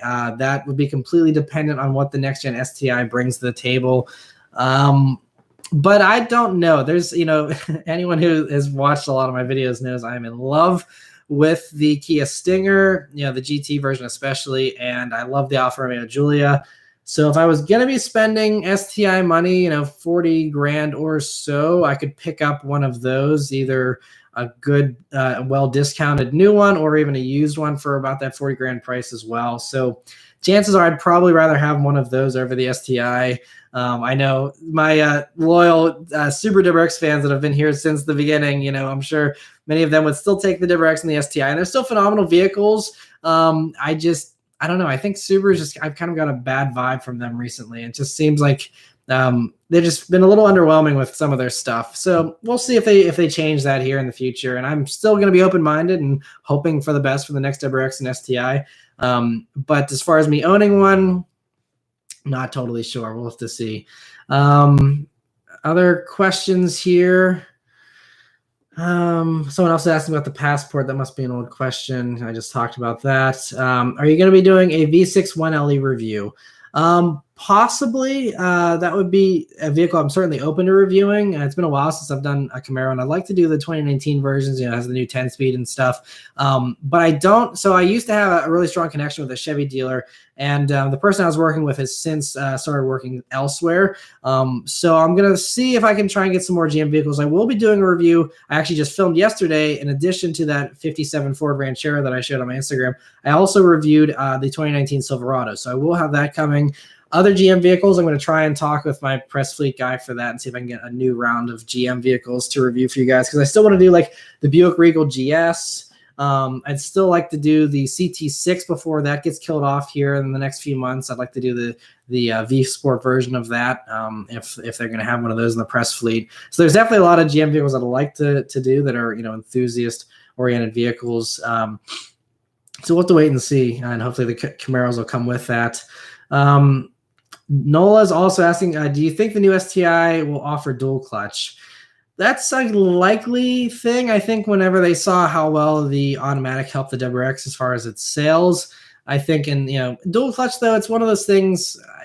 I don't know what Subaru's going to do honestly, because Subaru doesn't seem to be investing in any other transmissions other than CVTs, and so doing a unique transmission for the STI sounds really expensive. I think they might just keep the STI manual only, honestly, but I don't know. So Kenneth Lyons is asking Mustang SUV. Yeah, that's the Mach-E that they've been hinting at, and I've covered that in other weekly updates in the past. But that I think is supposed to be something that's going to be shown at least in the next year or so. I think in the next 12 months. I don't remember the exact timeline for that off the top of my head. That is coming, but not a gasoline-powered version or anything. Tony the driver is asking if I'm going to do a video again with that dude in blue. It's been a while. I ran into him, when was it? About a year and a half ago. We both were at an event where we did the McLaren experience. We drove McLarens on track and stuff. It was awesome to catch up with him then. But he's in Atlanta. I'm in Pittsburgh, so I don't think there'll be any opportunities to collab in the future. But who knows? We'll have to see. Other things here. Any Kia updates? There's my cat in the background. You can see over there. That's Daisy. She's a Maine Coon. little side note, and she's very investigative. She loves checking out everything, especially when I get back from a trip. So she's checking out all my suitcases and stuff for any interesting smells. Anyway, going back to the questions here, Kia updates. Like I said, I mentioned earlier here in this little live weekly update that they're be rolling out 13 new Hyundai and Kia models. So Kia's got some new stuff. The Forte GT is coming, a few other things. You're just gonna lay down on this. Nope, she's just continuing to just check it all out. How's it going? Anyway, cats are pretty awesome, by the way. Jason Fensky, my buddy, he's got an awesome cat as well. So other questions here. Let me see. Review the Mercedes AMG GT sedan if you can. I would love to. I do get Mercedes vehicles as press vehicles very, very rarely, but I'm hoping to get a new batch here. And Matt, that would probably be one of the cool ones to include if they're willing to send one my way, but that is a very expensive vehicle. So not sure if they'd send one over to me or not, but, other questions here. Would you buy another car other than the Mustang? Yeah, like I just mentioned a few minutes ago, definitely considering, I want to add to my fleet of cars. I mean, I don't have a fleet currently, but I hope to one day have a fleet, a collection of cars, and the Bullet's just the start of that. That's a vehicle I plan to keep forever. And then as far as other vehicles, my wife, her lease is up on her C300 this year. If you've been following the channel for a couple of years, you'll remember she reviewed her C300. Me and her did it together a few years ago. So that vehicle, the lease is up here in the middle of this year. And so we're pretty sure we know what she's going to get, but we're not totally certain as far as the release timeline. It's a vehicle that hasn't been revealed yet. So we're still waiting to see how that all works out, and what she ends up getting. It could go a few different ways, but we'll most likely stick with the Mercedes because that's the brand she really loves. But we'll have to wait and see on that. But otherwise, there's a lot of vehicles I want to buy and add to my collection here someday. Someday I'm going to need a dad car. Whenever my wife and I have kids. And so, that's where the Kia Stinger or the Alpha would most likely come into play. Those are my two front runners for what I would probably get. Otherwise, I want to get a bunch of classics. I want to get an F-Type, still convertible. Want to get some other high-end cars if I can afford them someday. I'd love to have some Ferraris and stuff like that. So we'll have to see how, if that eventually happens. But yeah, other things here. No talk of a new Forester XT. Subaru is going mainstream, appealing to the masses. Yeah, that seems to be the case. Although maybe, with Mazda having the turbo CX-5, maybe that'll put some pressure on them to kind of do that again. We'll have to see. But I don't know if they have I guess they have a CVT that can handle the 250 odd horsepower of a turbo motor. I mean, I guess they just use the WRX engine and the WRX transmission. So I guess they could do that. Just a matter of if they want to, which recently seems like they have no interest, but we'll have to see. Car Guy 1999 Review says, "Hey Matt, love the videos. Thanks for watching them. What is your favorite car you have ever reviewed?" That's a really, really tough one. There's so many good cars that are fun in different ways. So it's honestly like hard to just pick one. I mean, it's actually, I'm really excited for you guys to see the review of this 1957 Ford Ranchero. Because like I said, I love classics. I know very few people my age do, but really love them. And that was a ton of fun.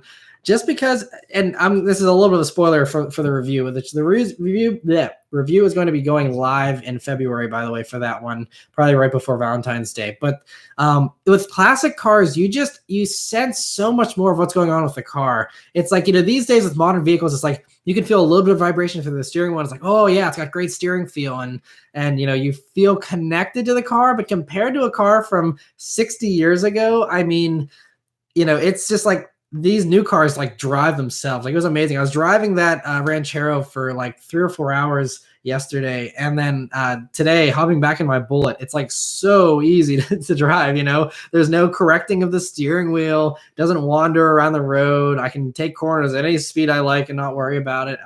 All that type of stuff. And with these old cars, you really got to pay attention to everything. And this one had drum brakes on all 4 corners, no power braking either. So it was manual drum brakes. So you got to put your whole leg into braking, and you have such slow stopping distances. You got to plan your braking, got to pay attention way more, all that type of stuff. But you feel, I mean, it took more work, and it was more demanding for me to drive that 57 Ford than it was to drive like the new McLaren 720S that I did, which was another phenomenally fun vehicle and one of my other favorites I've ever reviewed.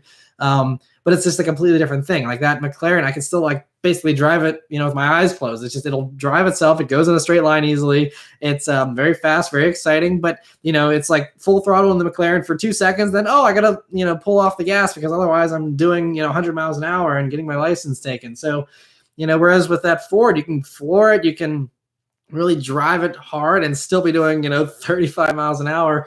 And so it just goes back to the preference of everyone's different. Some people like driving a fast car slow, and that's getting to be more and more common these days with vehicles being higher and higher performing. But a lot of people just prefer driving a slow car fast, and stuff like the Subaru BRZ kind of taught me to love that as well. And now obviously I have the Mustang and have tons of power and stuff. But yeah, so I think it just comes down to personal preference. But I really love those classics, like the 67 Mustang review that I did a couple of years ago was another standout of one of my favorites for sure. But yeah, anyway, getting on to other stuff here.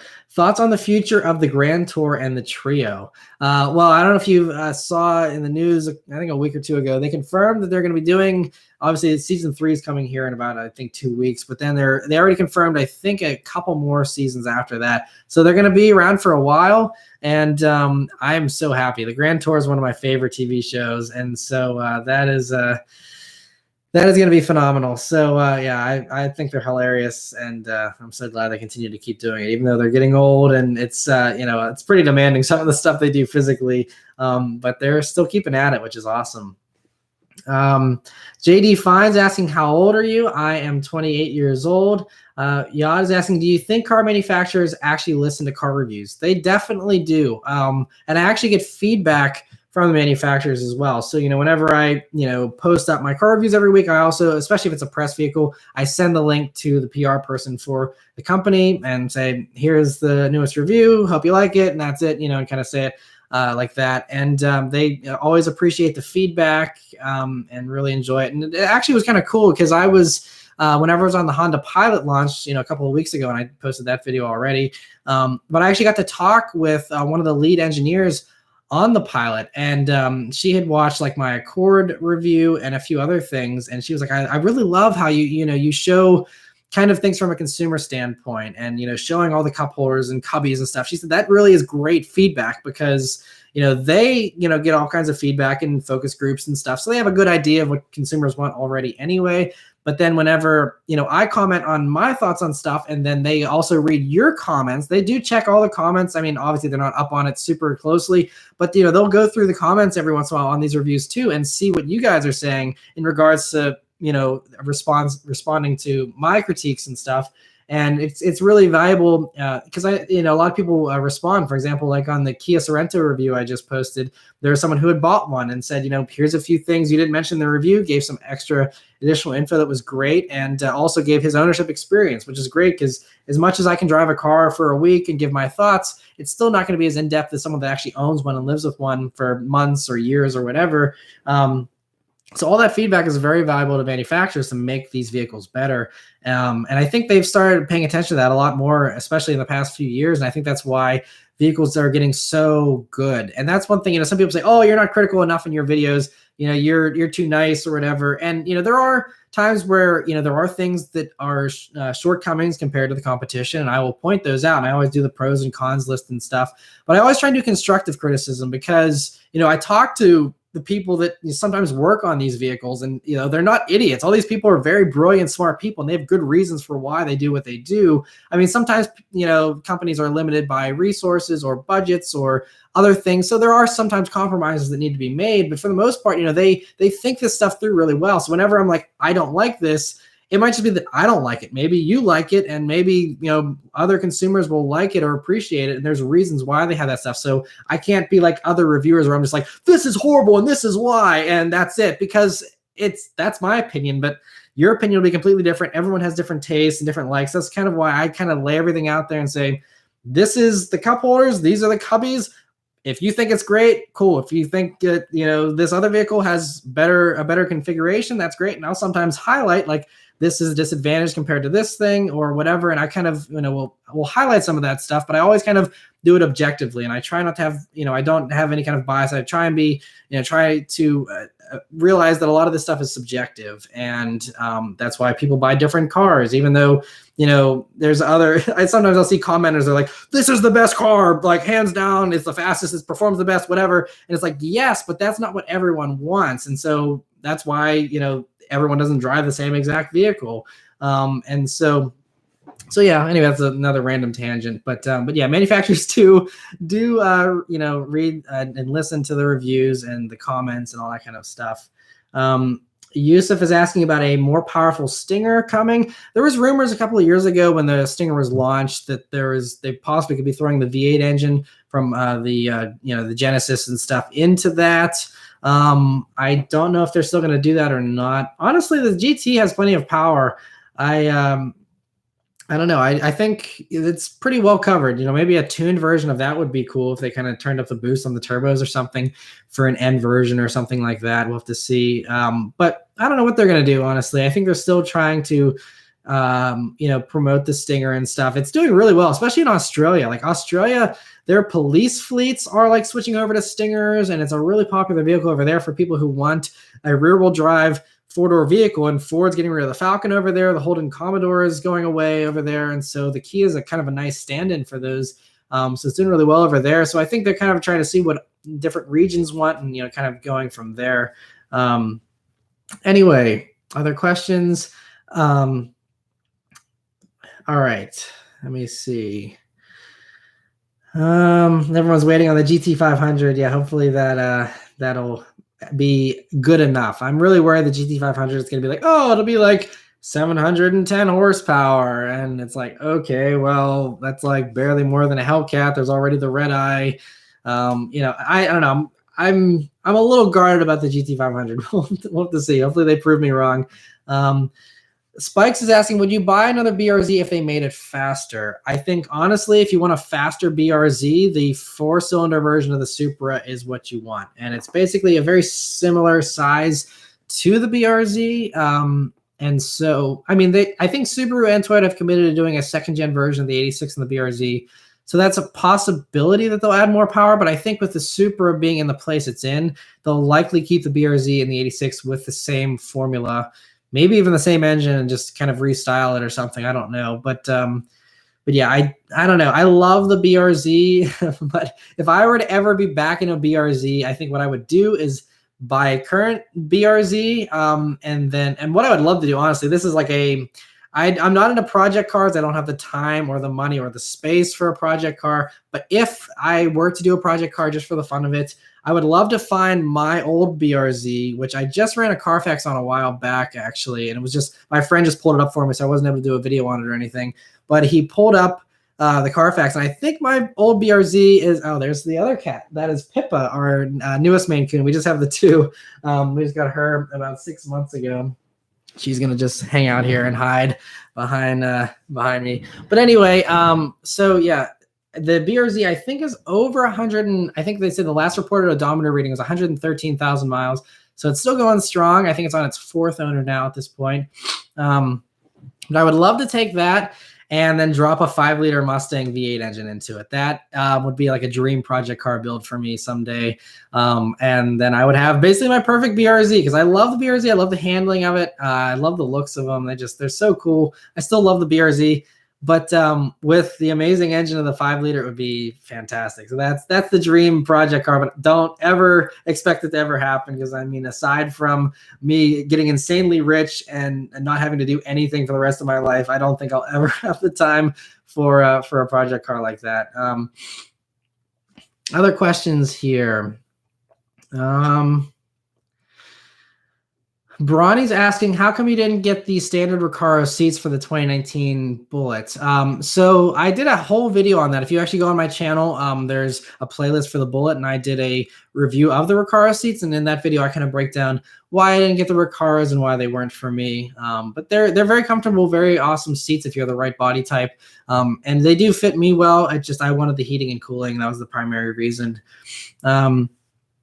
Damien's asking, do you think wagons are going to get popular again, or are SUVs going to conquer next 50 years? So I read, and I think I don't know if I mentioned this in a weekly update or not, but I read a report recently. This other cat loves investigating everything, sniffing everything. The Maine Coons especially, they're like little dogs. They want to like sniff everything and check everything out. Anyway, so I read a report that was saying that the main buyer actually of SUVs are baby boomers. Like old people are buying SUVs primarily, because especially the compact ones, because they want a small vehicle, but they don't want to bend over to get into their vehicle. And that is like the main reason why a lot of these people at least buy crossovers. They don't want to bend over to get into a car. So there was an argument saying that it could potentially become uncool to have a crossover eventually if it's only old people driving them, because they, don't have enough flexibility to get into a sedan. Then that would potentially, for the next generation of car buyers, be uncool. Like, oh, my grandpa drives an SUV. I want a sedan, or I want a wagon instead. So we'll just have to see. I mean, culture shifts are a fluky thing. It's very hard to predict, what's going to be cool in a few years, or in 50 years, especially. Who knows? 50 years from now, I mean, it'll probably all be driverless. We'll just be in these floating cubes, and that'll be it. Thankfully, by the time 50 years from now, I will be basically almost 80 years old, and probably just have to like build my own racetrack to drive my car. Anyway, other stuff here. Let me see some questions. You should be one of the first reviewers to test the new GT500. I would love to be, but I am not on Ford's invite list. I begged and begged, trying to find a way to get invited to the Bullet launch in San Francisco, because driving the new Bullet on the chase route from the chase scene in Bullet is basically like a bucket list item that I hopefully plan to do someday in my Bullet. But that would have been amazing. And that's what they did for the press launch. And I was, oh man, when everyone was posting those reviews in San Francisco with the Bullet, I was so jealous. I was like, man, that would have been amazing. But Ford just was not having it. So it's whatever. Ford's kind of funny. I give them a lot of promotion, and I love the Mustang to death, but they don't really give me a lot of love. They do send press cars my way from time to time, and I'm appreciative of that. But yeah, it's an interesting thing with that. So anyway, moving on here. Someone said to build a Cobra replica with a Coyote. I'm not a huge fan of those Cobra replicas. They're cool vehicles, but not for me. If I was going to have a classic, I would have some type of, 40s, 50s, 60s kind of cruiser thing. The Cobras are pretty small. If I was going to have something that small, I'd just go for an old Thunderbird, I think. Yusuf is asking, is there going to be a new CLS 63 AMG, or are they going to stick with the GT63 four-door? That's a good question. I don't know.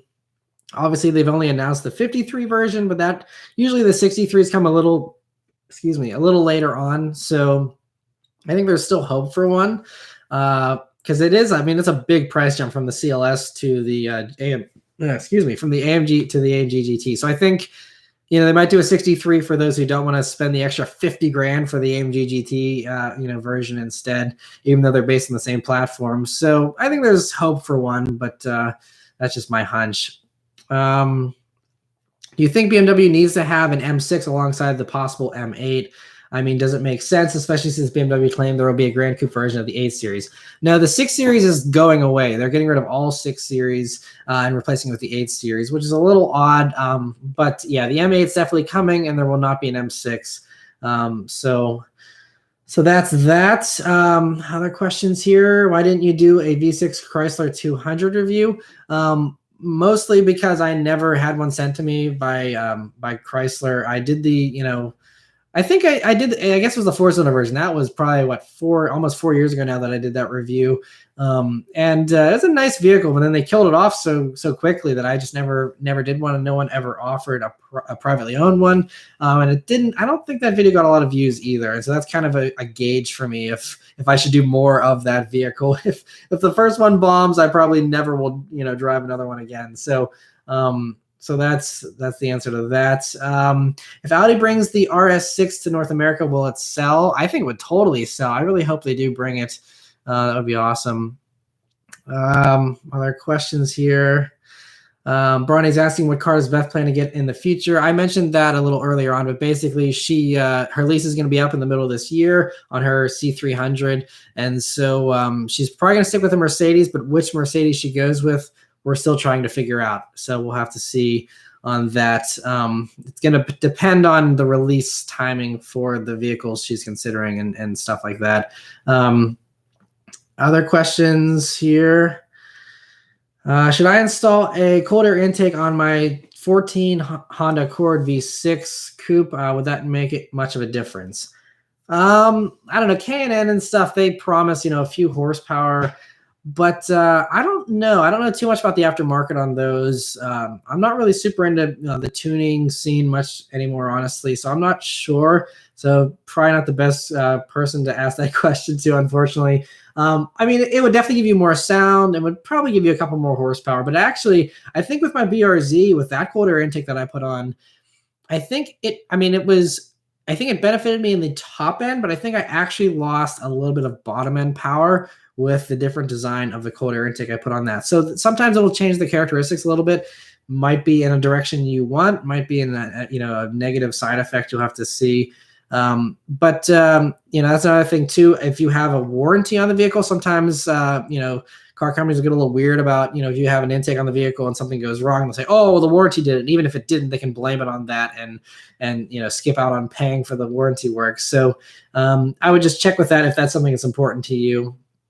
Other questions here. Ethan's asking, would you say that you're disappointed with the new Supra? Have you ever driven a Mark IV, and what are your thoughts on that era of the Supra?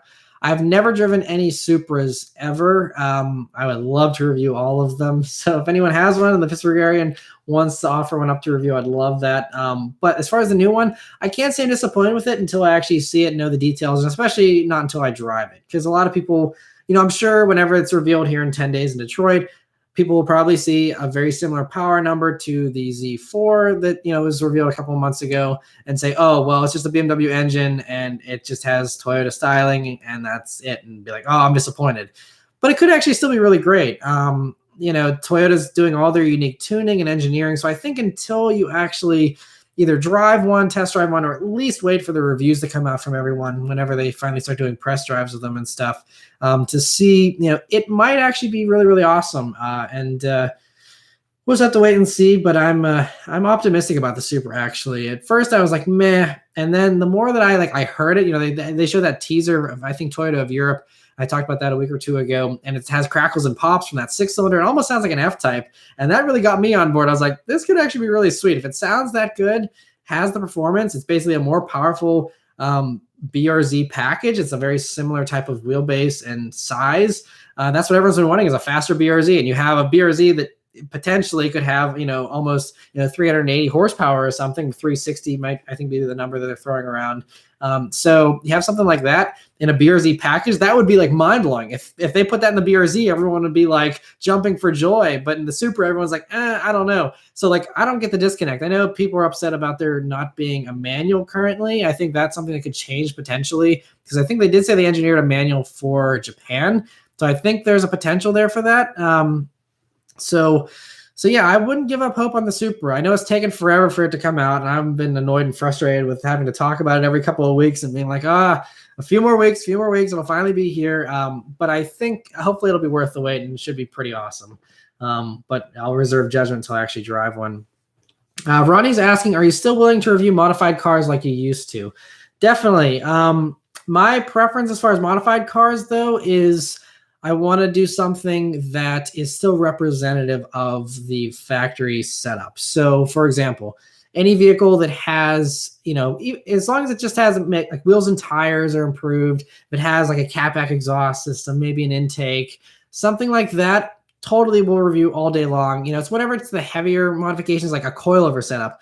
Well, that completely changes the suspension. It's going to feel completely different to a stock version of that car. And my reviews always go back to consumer advice. I want to do a review and be like, here's how it feels. And then you be able to go test drive one and be like, I know what he was talking about. I see what he's saying, and actually give people advice and help. And not just, like some other YouTubers, they're all about showing off modified car builds. And that's awesome. And that has its own place. But my channel is more focused on the consumer advice. So I'm not interested in showing off, hey, look at this cool thing someone built, as awesome as it might be. For me, it's about helping you guys to make good car decisions so that you can drive something every day that you love, that makes your life better and happier by enjoying on your drive to work and stuff like that. And that's kind of always been the mission of my channel. So mild modifications, that don't change it, I'm totally up for. But people that are doing, stage 2 tunes that have tons of power extra and completely modified suspensions and stuff, it's like, this is a complete custom creation,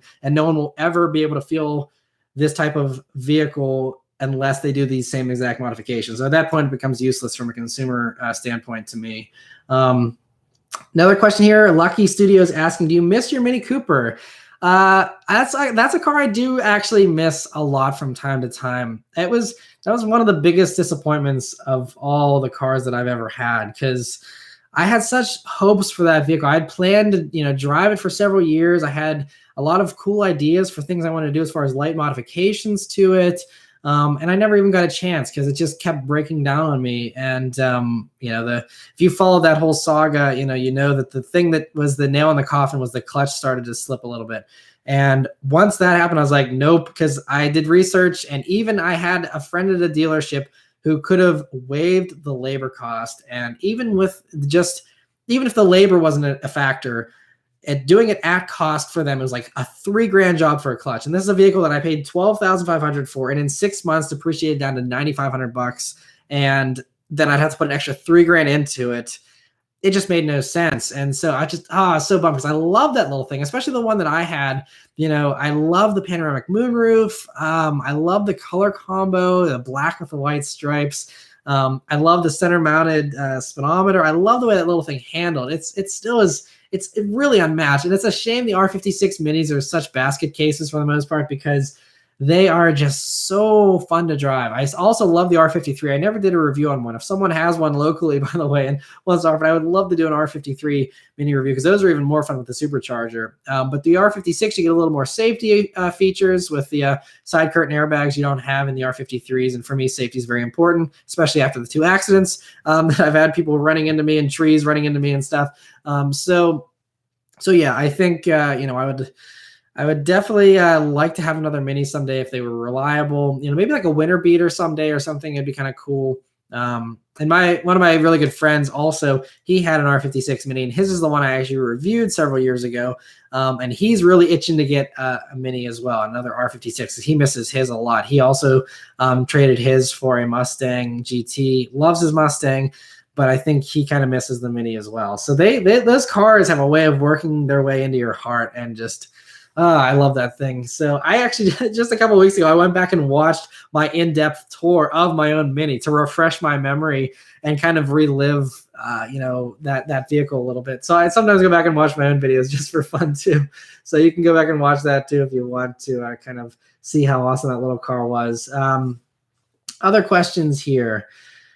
Let me see.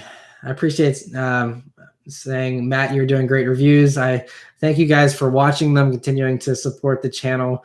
Let me see. Ian says, so that means you're not coming out to Vancouver because Vancouver, British Columbia, Canada to review car scenes out there. Yeah, I was talking with a guy yesterday from Vancouver, and it sounds like a really cool scene. I would totally be up for doing stuff again as long as it was mild modifications, but that's a long way from home here, so not sure if I'll ever get out there, but I would love to. I've heard it's fantastic. Other questions here. Nelson says, Matt, can I count on you for the first source for the GT500 reveal? So I will try. I'm going to get there nice and early on Monday morning of the 14th to try and get a really good seat to try and get a good view of the GT500. I will be posting an Instagram post very, very quickly. Usually the thing is that whenever they pull the wraps off that car, everyone bombards the wireless connection, and it takes an eternity to even get a photo posted up. So I'm at the mercy of that, just like every other journalist. But I think I'm a little bit of a disadvantage. I'm a one-man crew. You have Motor Trend and all these guys here. They got 15 people standing around at 5 camera angles, and they'll have their video edited and posted in 30 minutes. Whereas with me, I got to go back and edit on my own and then upload. And so unfortunately, I don't think I'll be the first source. But if you follow me on Instagram, I'll definitely be one of the first people probably to post a picture officially of the GT500 being revealed there.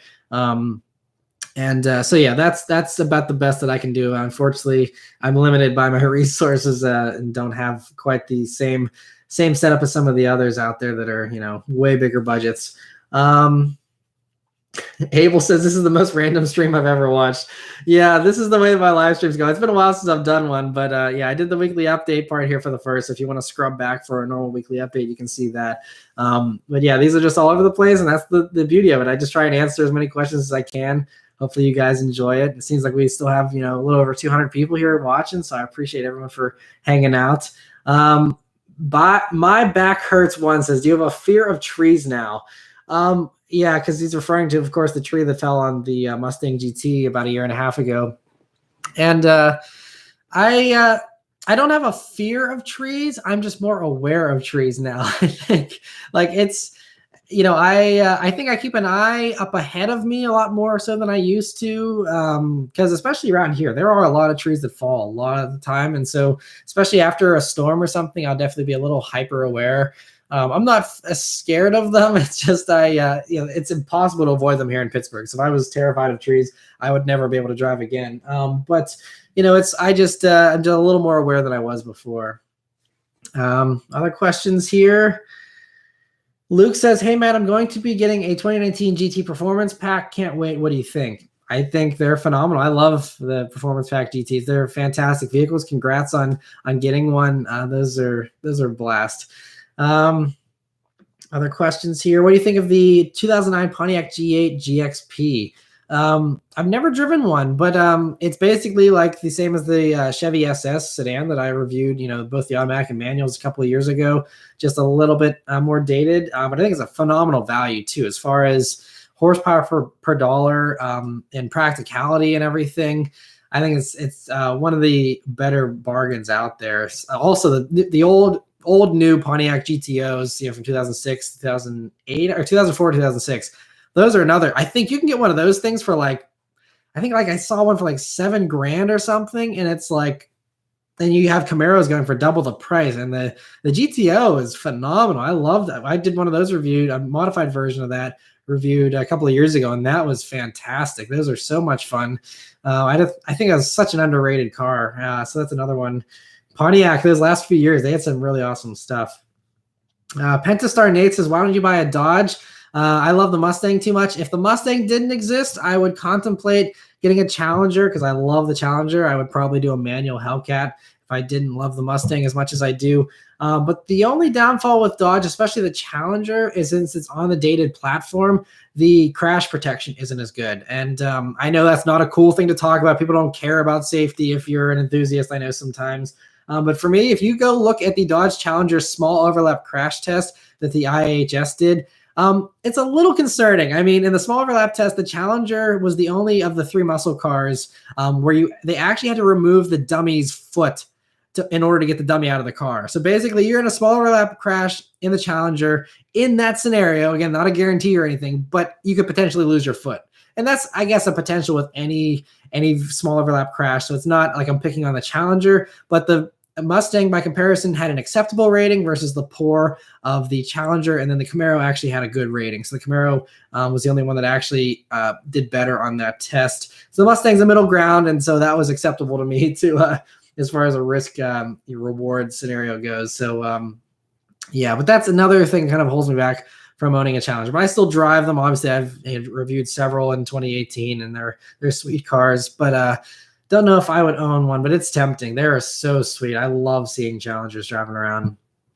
Spikes is asking, are you going to Detroit? I am. I will be there for the press days, but that's it. A lot of people will always want to meet up in Detroit, and that's another thing that's really tough for me to do because Detroit is like, it's especially the press days, it's such an overload. I mean, anyone who's been to the press days, you have to be a journalist for the most part to get in, but it's like, it's mainly just one day, and it's that Monday. It's going to be on the 14th this year, where it is just a madhouse, where there's a press conference and they all last about 30 minutes. And then you have a 15-minute break to run to the next press conference. And then there's another 30-minute press conference. And it's like that from like, I think 8 a.m. until like, I think 2:30 or 3 is when the last one is for the day. And so it's really like, you got to pick and choose. Like I can't go to all of them. And then, if you skip one, you maybe will get a better seat for the next one because there's people that have been hanging out and got a better seat. And so there's, otherwise if I show up as it's starting, I'm like in the very back and it's a horrible picture quality and stuff like that. So you really got to pick your battles with Detroit. And so anyway, that like, it's so overwhelming that like all I'm doing all day is filming stuff, dumping footage onto my computer, doing a voiceover, hurrying up and uploading it as fast as I possibly can. And I'm doing several videos, by the way, for that. And that's the way it always is if you've watched my previous Detroit coverage over the past few years. So if you're not wanting to be bombarded with videos, I apologize. On the 14th and the 15th that week, I'm going to have a ton of videos, but I'm not going to be posting a review that week. To kind of even it out so that I'll just have a ton of videos of the new vehicles shown at Detroit and kind of give you a break on Wednesday there. So people have been bombarded. It won't be too bad. But yeah, so anyway, because of that, it's so busy and I'm usually up until like midnight editing and stuff. So I have no time to hang out, unfortunately, and I can't stay for the public days or anything like that because I'm long gone by that point. So yeah, but it should be fun. It's always a great time. Other questions, Grand Cherokee SRT8. I don't know, that's Daily Automotive's question. If you're asking if I'm going to review one, I'd love to review one. I had one offered in the past, but it didn't work out with scheduling and stuff. But it's still a vehicle I'm totally up for reviewing. Joe is asking about a collab with Redline Reviews. I would love to do a review, with Redline and kind of do some of that stuff, his Tesla Model 3 and even his Porsche. I'd love to review both of those, and he's offered them to me. It's just a matter of me getting down to DC and reviewing them. And it's also, the weather is not great and stuff, so that might end up waiting till the spring, but I do plan to collab with him on that. And we also do kind of collab whenever we're on press drives together sometimes. Like if you watched my RAV4 video, he made an appearance in that. We kind of were going back and forth talking, me and him, and that was really cool. I always love hanging out with him. He's an awesome guy. And so, yeah, hoping to do some more stuff with him in the future. Key Bumps is asking, what's a better daily, M4 or i8? Pre-owned, 60 to 70 grand budget. I guess it depends what you need out of a daily. Obviously the i8, you have, a little bit more, less practicality, but then you also have the better efficiency and stuff. So it kind of depends on your priorities. This is another question. So a lot of people ask me, in the comments and stuff, which car is the best vehicle, this or this? And it's like, it depends on your individual needs and stuff. So I usually need a lot more context in order to answer and give better recommendations for questions like that. And anyone who is shopping for a vehicle and is curious of, they need help deciding or something like that. through the Facebook page is where I often respond to people the most. It usually takes me a couple of days to respond because I do get a lot of messages through there. But if you could give me a little more context as far as, do you care about fuel economy?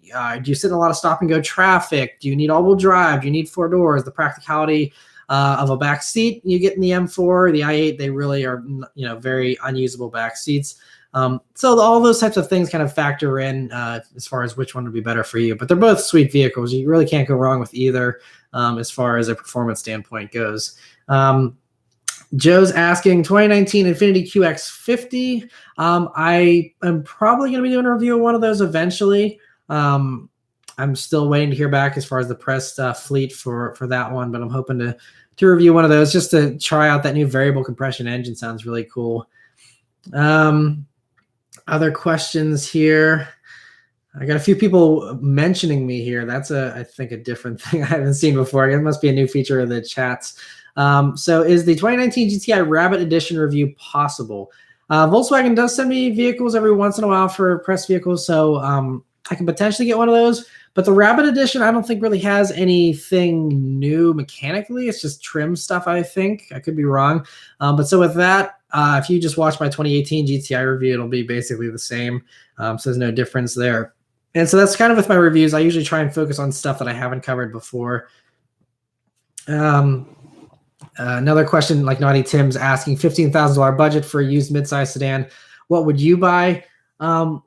For what I would buy, again, what I would buy might not be best for what you would want to buy. Again, that comes down to your priorities and stuff. I'm trying to think off the top of my head. If I had 15 grand to spend, what would I get for a midsize sedan? That's tough. I think, I don't know. There's a lot of midsize sedans. Like I love the new Accords. Like a used one of those you can probably get for, mid-20s, but that's way more expensive than 15 grand. Other stuff, what would I do for, I don't know. I have to think about that one. If something pops in my head, I'll come back. But otherwise, again, if you have an actual car question you're looking to buy, definitely send me a message and I'll be able to sit down and think about it a little bit more. Ethan says, do you think the 2019 Corolla hatchback manual is worth buying as an enthusiast, even though it's a bit slow? I'm debating that or saving for the 2019 Miata. It's definitely not as fun as the 2019 Miata. But again, that comes down to what do you need? Do you need a hatchback and 4 doors and front wheel drive? It just comes down to your lifestyle and what would fit best for you. If you just want fun and nothing else, definitely go for the Miata. But if you do value some type of practicality and stuff like that, I think the Corolla hatchback, it's still a fun vehicle.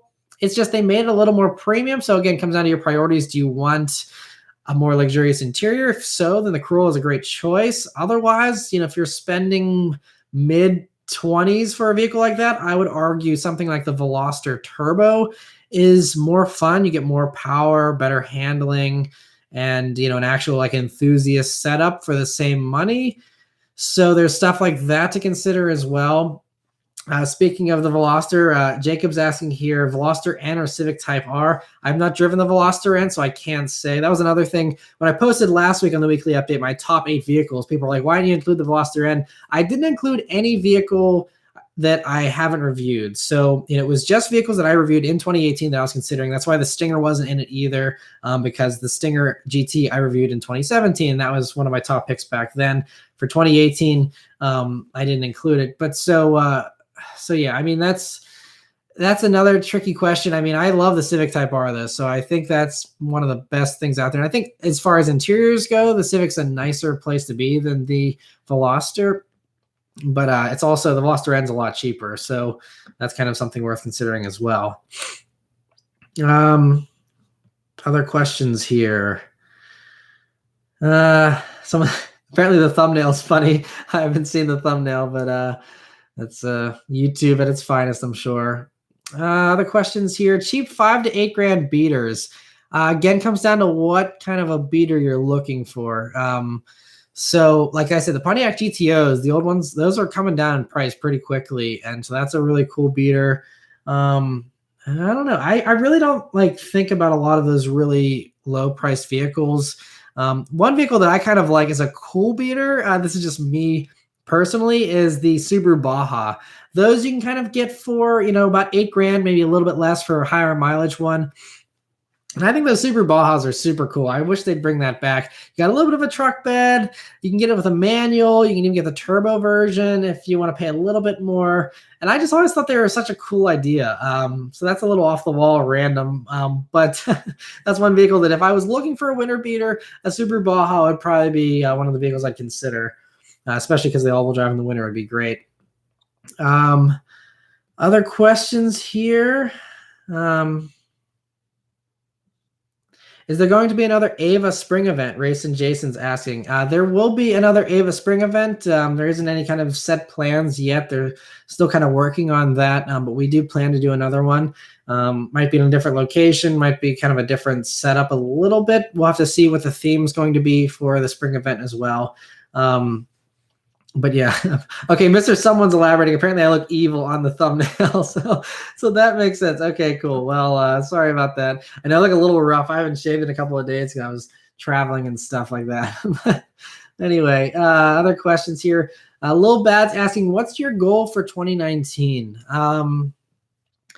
So I think the main goal for 2019 for me is to move because right now I'm limited. I only have a one-car garage. So the main thing there is I want to make sure the wife has a garage space because right now the Bullet takes the space, of course. I want to give her her own garage space as well. And then I'm going for at least a 3-car garage minimum for the next house because I need to have the space. And so my requirements for a new house are 3-car garage or more and space to build. So I need to have enough land so that once the 3rd bay is filled, I can then go and build some type of extra garage or warehouse or something to eventually hold all the classics that I want, the sports cars that hopefully one day I'll be able to afford. But my goal is to just move into that new house so that I'll be able to start actually building towards that and adding more cars to the channel, which will give more content because I know I just film the Bullet whenever there's something to talk about, which isn't a whole lot. So I'd like to have more vehicles so I have more to talk about and more experiences to share with you guys, ownership experiences, because I know that's why a lot of you guys subscribed back in the day. You love the BRZ videos of me showing my ownership experience with that. Same with the Mini, same with the EcoBoost and all that kind of stuff. So I do want to do more of that type of stuff, and I haven't given up on that, even though I know I just do a lot of just car news and car reviews. I still do like doing videos on my own personal cars. I just, again, don't have space to expand. I mean, once I have more garage space, I will be able to add cars fairly quickly, especially classics, which I know, again, doesn't excite a lot of people my age, but I love classic cruisers, American stuff, American muscle and all that. So, but a lot of those cruisers, especially stuff from like the 40s, 50s, even some of the stuff from the 60s, you can get cheap, like 10 grand cheap. And I mean, at that point, I'll be able to get those a lot quicker than saving up for an F-Type that's 50 grand used or something like that. So, if I can start adding classics at 10 grand a pop and, it's a lot easier to do. And that'll give me a lot of content as far as this is breaking because this car is 60 years old or whatever and stuff like that. Again, not sure how much you guys would like that kind of stuff. We'll have to see how people respond to the 57 Ranchero review that I'll be posting next month. If I get a lot of positive feedback, I will start doing more classic stuff. If it bombs and no one watches the video and I don't get, a lot of great feedback, then I'll give up on the classic thing. I do still have, although I haven't posted on it in years, the Vintage Car Fan channel. If you go on my channel page, it's like one of the top recommended channels there that I have in my little list on the right-hand side. Vintage Car Fan is my classic car channel I did a couple of years ago. It's just walk-around videos.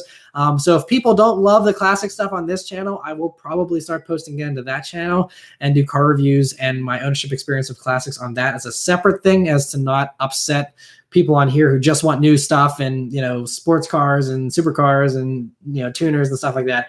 So we'll have to see how that pans out. That's just going to come down to how you guys respond. But yeah, I might do a lot more of that in the future just because I'm so passionate about those vehicles. Like I said earlier, you'll see in my review next month of the 57 Ford, it's just such a more engaging driving experience than modern stuff. You have to pay so much more attention. There's so much more to think about, and it's just a lot more engaging. And a lot of fun to even drive at slow speeds in traffic and stuff, which most of us do. A lot easier to have fun with than a McLaren where you can do a 0 to 60 and half a second, and then it's like, all right, now I got to slow down and I got to sit behind traffic and be annoyed the whole time. So I'm really excited for hopefully having some classics. Other questions here. B Cooper is asking, thought about getting a project car. I kind of mentioned that a little bit earlier. Yeah, my dream project car would be finding my old BRZ, putting a Mustang V8 in it, and other supporting mods, of course, and just having fun with that. But my unfortunate thing is I don't know if I have time for a project car.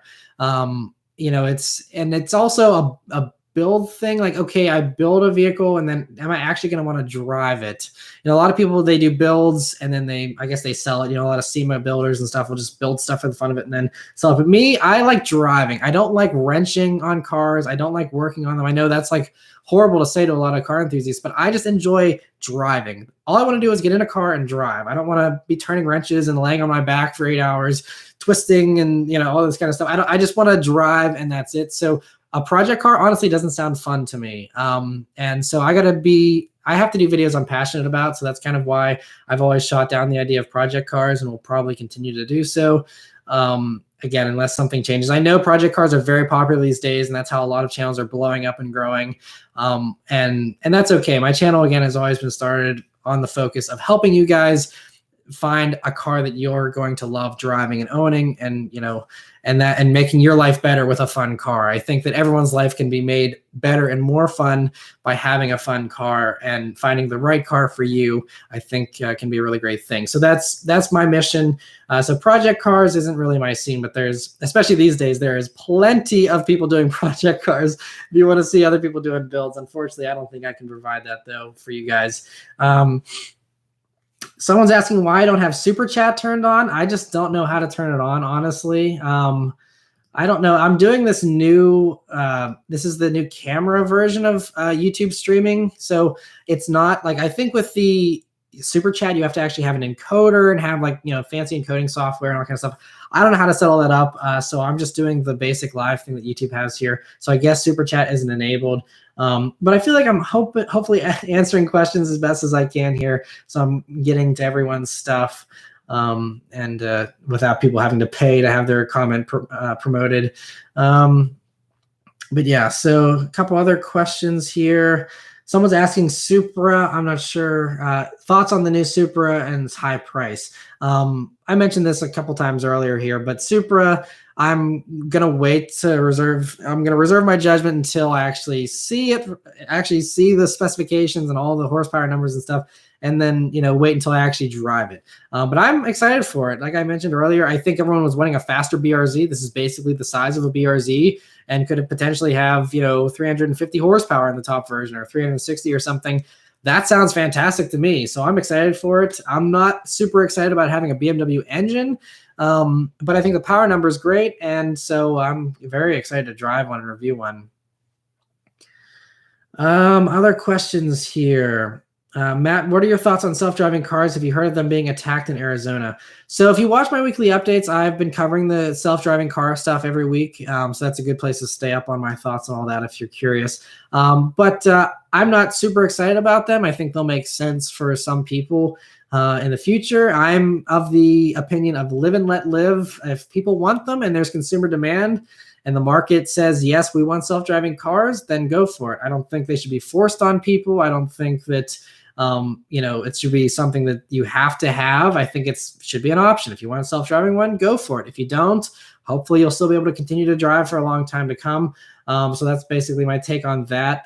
As far as them being attacked in Arizona, that's just insane. I don't know why. It's, there's also there's a story I think of dudes in lifted trucks blocking Tesla supercharging stations in the past week or two as well. And it's like, why?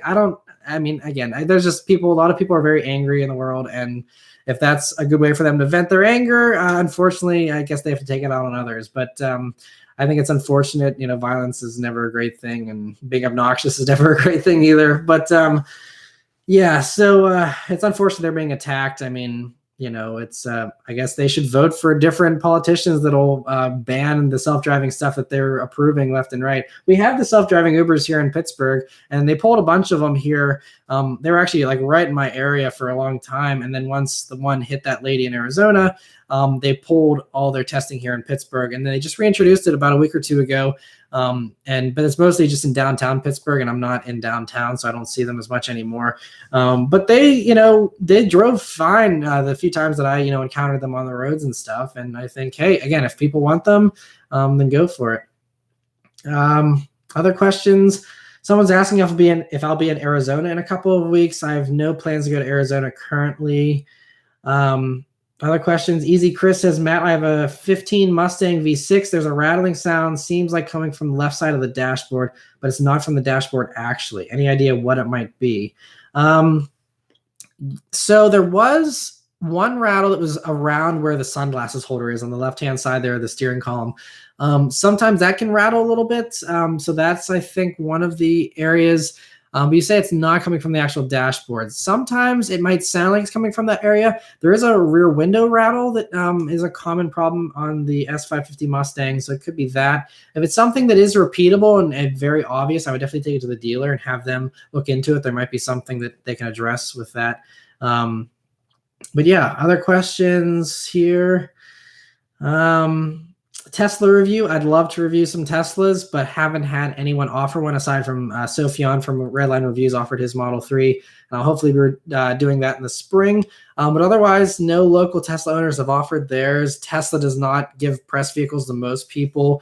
And even when I go to a Tesla store, I tried just going to a Tesla store and just driving one there because they'll even offer you 24-hour test drives, I believe, on the Teslas now. And so I went to there's a store local to me, and I went and was like, hey, I have a YouTube channel here. Like, here's my card. I'd love to, do a review on one. If you can, talk to your manager or whatever. And they checked with, the powers that be, and they said, we would happily give you one for 24 hours, but you're not allowed to review it. So I'm like, okay. So I don't know. I guess they want to control the reviews that get put out. I guess they can only do that so much though, because owners are going to be talking regardless. But I don't know if it was because of the amount of subscribers I had that they were like either it wasn't enough or it was too much and they didn't want any kind of potential bad exposure if I didn't like something. I don't know what the holdup was. Tesla's kind of playing by their own rules. They're not like other car companies, so it's tough. So I'm at the mercy of people offering those like most other vehicles. So if people don't offer them, I can't review them. Especially with the older stuff. That's what it comes down to. Other questions. More questions about the Supra. I kind of talked about that a few times here. Other stuff. Do you like Becky G? I have no idea who she is. Thoughts on SUV coupes? I think they are the dumbest concept ever invented in the industry. Yeah, I'm not a huge fan of them either. It's why you're getting an SUV if you don't want the practicality. You basically get rid of half of the usable space in the back of that hatch by getting these SUV coupes, but they're popular, they're selling. And again, I'm of the opinion, live and let live. So if people want them and they're buying them and it makes business sense for companies to make them, then what can you do? That's what people want. And so it is what it is. I personally don't think I would ever buy one. Not interested in them. I think it's just silly, but that's just my opinion. All right. Other questions here.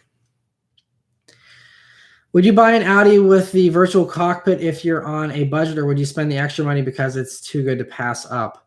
I guess it comes down to how much you enjoy that type of stuff. If you're a little bit, someone who doesn't need all the toys and stuff, Audi gauges are still very nice gauges and get the job done.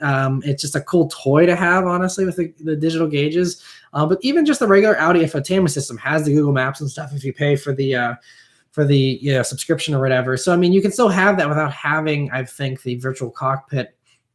But it is cool. I think it's one of the best digital gauge clusters out there, personally, because you can have the full map on the display there, and it displays a lot of information, whereas a lot of the others are very, very limited. So I think they're one of the best ones out there.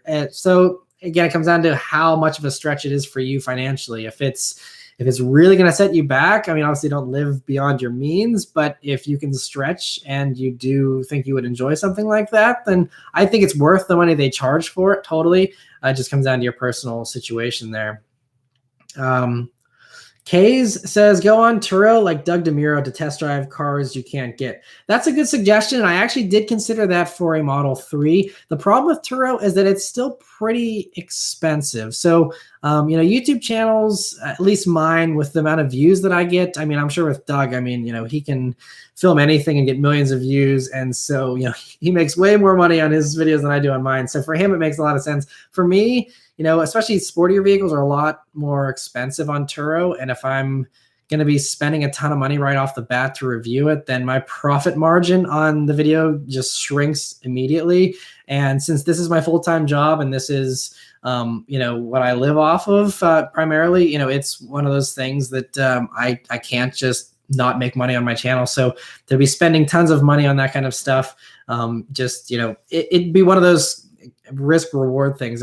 If I think the video would get enough views to justify it, I would probably do something like that.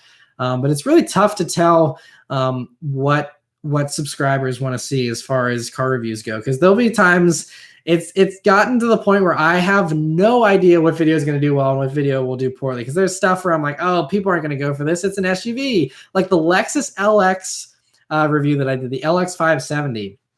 I did that review and I was like, man, like it was one of the cars at the AVA events and I wanted to cover it because I haven't covered one yet. And again, I want to have something for everyone. So I filmed it, but I had no expectations for that review. I was like, it's probably going to do bad, but whatever, I'll post it up. It'll be, a cool, different vehicle to review. And then it ended up getting over 100,000 views. And I'm like, okay, I had no expectations and it's 100,000 views. And then I do stuff that I like pour my heart and soul into. Like, for example, the Back to the Future DeLorean I reviewed a couple of years ago. I was so excited for that. I had a bunch of really cool editing effects and I really worked hard on that video, and I launched it on the I think it was the 2015 day of the Back to the Future day in October of that year. And it was like all the hype of Back to the Future. I was like, man, people are going to love this video. And then no one watched it. I'm like, all right, so I'm just giving up on trying to figure out what people actually want to see. So at this point, I still try and do stuff that I think is going to do well based off past vehicles. But it still is a complete guessing game. I post like that Lexus LX, tons of people watch it. And then I post the Lexus LS and the GS and very few people watch it. And so it's like, all right, so usually people like sedans better than SUVs on my channel, but the SUV is the one that gets tons of views and the sedans no one watches. So like I said, it's a complete guessing game. That's kind of the funny thing with YouTube. And that's not just me. I hear that from a lot of other YouTubers as well, where there's stuff they think is going to do really well and they work really hard on it and it does horribly. And then there's stuff that there's like, whatever. And then they post it up and it's one of their most successful things. So it's just the funny nature of YouTube. But anyway, Spike's asking here, do you have any plans on having kids anytime soon? And I think my wife and I are planning on trying to have kids here relatively soon, maybe in the next year or two. We'll have to see. Again, it comes down to if we can afford to move into a roomier house and stuff like that, we want to do first before we have kids. But definitely kids are in the plan eventually. So it's just a matter of when, but probably won't be too much longer. My one really close friend just had a baby recently and stuff, and it was kind of a cool little preview to hang out with their child and stuff. So we'll have to see. But I'm excited to hopefully have kids one day. Another person asking how old I am. I am 28. Another person says, some asked if you play games, what other interests you have outside of cars. I do play video games a little bit during the winter because that's when things are a little slower usually for me on the channel. I'm so busy filming or traveling to film stuff or editing. It takes so long to edit. That's like the biggest time suck for me right now is editing stuff. So I'm so busy with that. I'm often working at least 60 hours a week just between filming, editing, all that kind of stuff. So I have very little time to play video games. I used to enjoy them a lot more than I do now. But I did get an Xbox about a year ago for Christmas, for Christmas of 2017. And I played a few games. Mafia 3 I really enjoyed. LA Noire is one of my favorite games because I love history. That's one of my other interests is history, especially from primarily the 40s to the 60s, but also some older stuff and some newer stuff too. But anyway, so the game though that I have started playing is Forza Horizon 4, and I've actually really enjoyed that. I've only had a little bit of time to play, so I'm not too far yet. For those who've been playing it, I just now have reached the spring season, so that's how far I am right now. And maybe if I have a little more time, I'll try streaming someday. I have no clue how to do any of that, or if any of you would like to see that.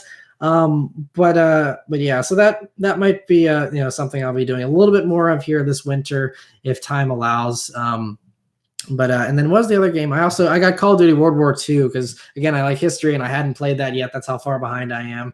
So that's another game I'll probably be playing here over the winter if I have time. Other questions here.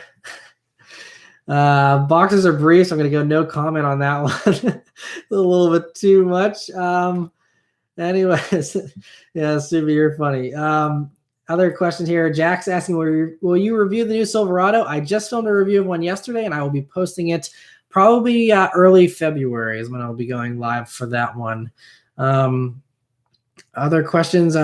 Francois, I think is how you pronounce it. Sorry. It says, you're one of the channels I've been subbed to for the longest since your BRZ. I send your reviews to family for car advice. I appreciate that. And that's why I kind of want to have the channel as, being helpful for consumers, people looking for their next car and stuff, as well as also being fun for enthusiasts. But I really appreciate that. That's awesome. And that's always helpful. Spreading the word is the best way to help the channel and contribute, if you want, is just by spreading the word, and hopefully it'll be helpful for others as well.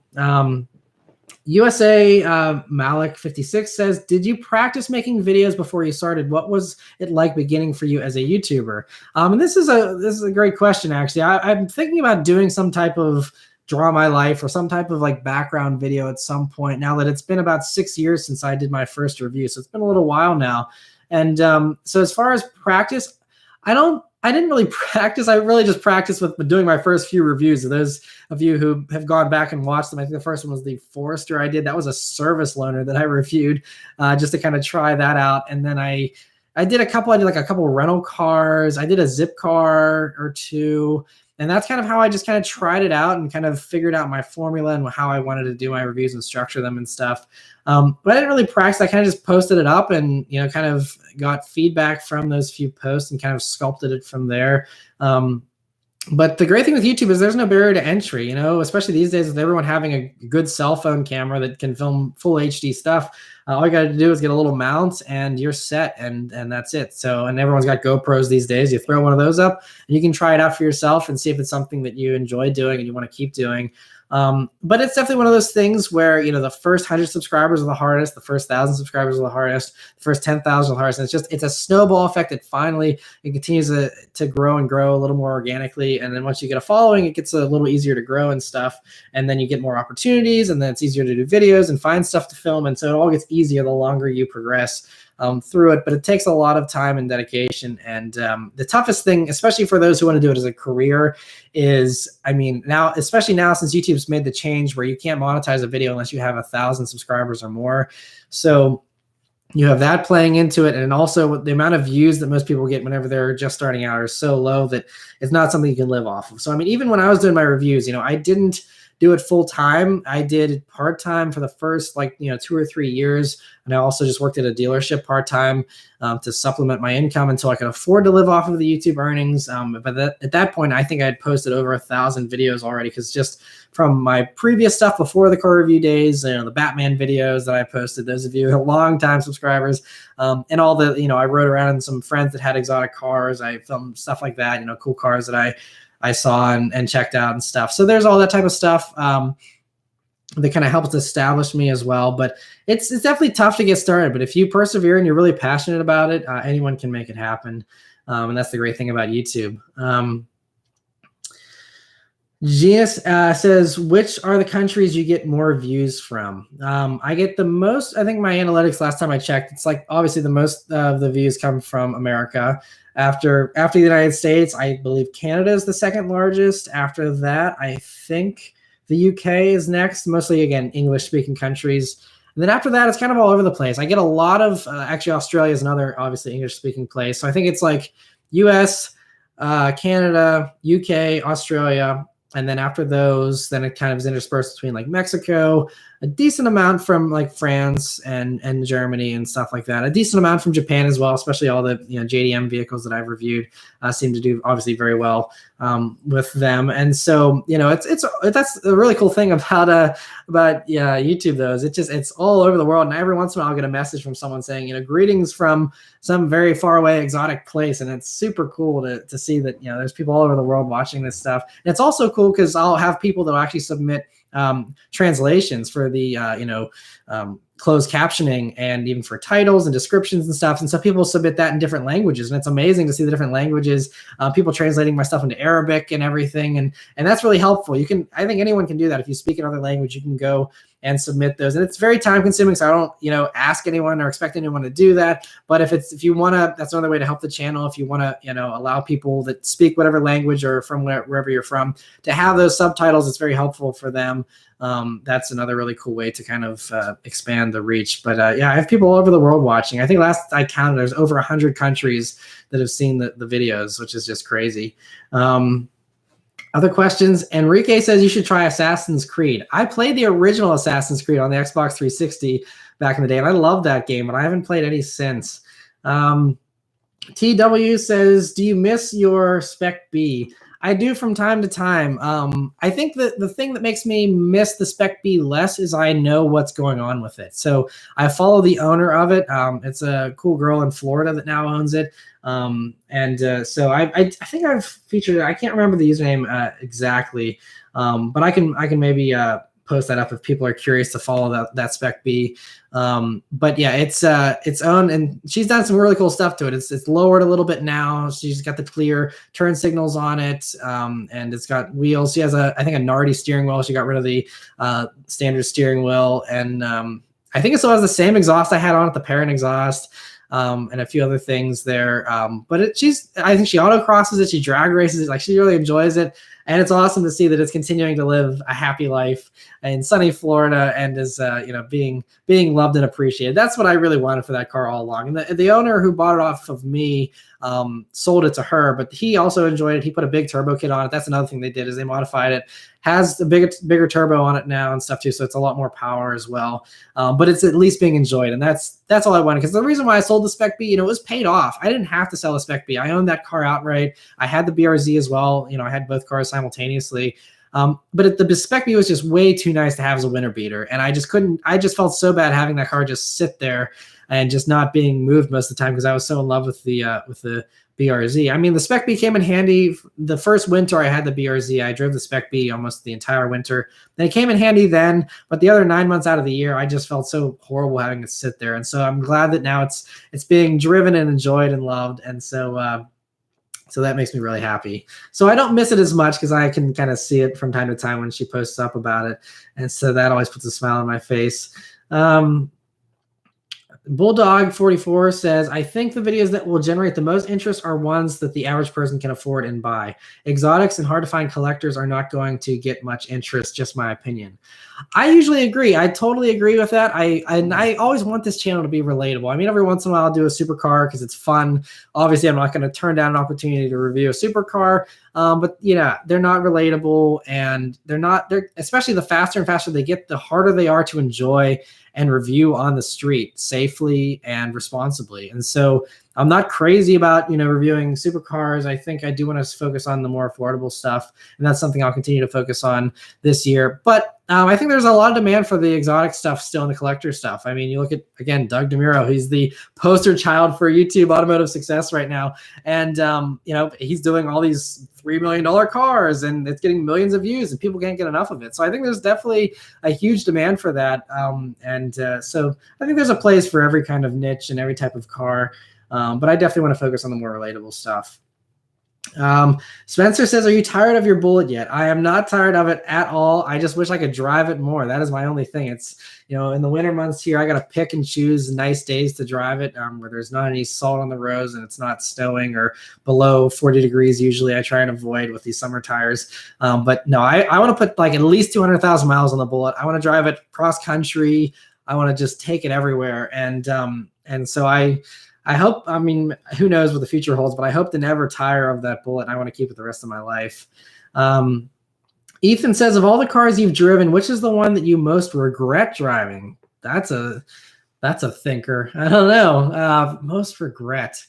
Well, since you said driven and not reviewed, I can say that the smart car, I drove one of those back when I was a detailer in high school and college, and those are horrible. The smart car, it has that like automated manual, but it is like the most horribly unrefined transmission out there. Of course, it's slow. You're driving like a tin can. So I mean, safety is like a hilarious afterthought, and everything about the smart driving experience is just not good, I think, honestly. So I think that's probably the vehicle I despise the most, I guess. But there's people that like them, and again, to each their own. So not hating on it, but for me personally, probably the worst car I've driven, I think. Other questions here. All right. What do you think of the 2009 Chevrolet Impala SS? Those are sweet. I've never driven one, so I don't have much of an opinion on them, but I think that's another pretty good value proposition. You know, people asking about cheaper beaters and stuff like that. I think you can get those pretty affordably now, and so that's a great option for those that are, you know, looking for something in that price range. I got to take a second to take a drink here. I'm like, my throat's going dry. Do you think Infiniti are a reliable car brand? I think they're fairly reliable. In the past, some Nissan motors have liked to burn oil, but I honestly don't follow up on that stuff to know, you know, definitively one way or another. The best way, if you're looking for reliability stuff, is go on a car forum for whatever that vehicle is. There's always a forum for just about every vehicle out there. Go on the forum, see what owners are complaining about, and how often and how much people are complaining about those things. And that'll kind of give you a good gauge, I think, of how reliable vehicles are overall. And of course, you can also go like Consumer Reports will give you their rough overview of brands and stuff and how reliable they are as well. But Consumer Reports in the past has been hit or miss for me. There's times, like I just read the 2018 issue of Best Cars, you know, their reliability reports and stuff. And there's like stuff in there that like is directly opposite of my own personal experience, where there's stuff like, oh, this is super reliable. And I'm like, no, it's not. And there's stuff where like, oh, this is so unreliable. And I'm like, I know multiple people with that car and it's totally fine. So it's just, so I kind of take Consumer Reports with a grain of salt, but there are some very useful things in there as well. So Native asks, how do you make money on YouTube? I just get paid 50% of the ad revenue that YouTube gets whenever they sell ads. YouTube just has their own like live auction for advertisements. And so I just click monetize on a video. YouTube figures out the ads. They place the ads, you know, whatever it would be, whether it's, you know, for example, Chevrolet and Coca-Cola, both want to advertise on my new review. And so it's a live auction of whoever's willing to pay the most advertiser-wise. That's the ad that gets placed, and that can change every minute. That's based on your viewing history and all the stuff they track of you, and they kind of personalize them a lot for you as well. But it's also coming down to, you know, who's willing to pay the most and how that gets placed. And that's why ad revenue is very cyclical. And so, you know, during the holidays, it's at an all-time high because everyone's got to get their Christmas product, you know, put out there for you. And so they want to promote that stuff, and they have huge budgets for that stuff. And then January hits and no one wants to promote anything other than like the Super Bowl, and that's it. So like January earnings are always horrible because it just plummets because advertisers are like, oh, well, I don't really want to pay that much. And so therefore, even if the views are really good, the money is just way less. So it's kind of, it's a little bit unstable, YouTube earnings, but still it's amazing. It's a career that didn't exist, 10 years ago. And now all of a sudden you have lots of people making tons of money off of YouTube, which is really great. And there's no barrier of entry. Anyone can do it, which is awesome. All right. Other questions here. Let me see. Ever go back and re-review a car? Not really. If there's like a revision to a car, I'll go back and do something like that. But I don't think there's been a chance where I've ever re-reviewed something, unless, yeah. No, I don't think.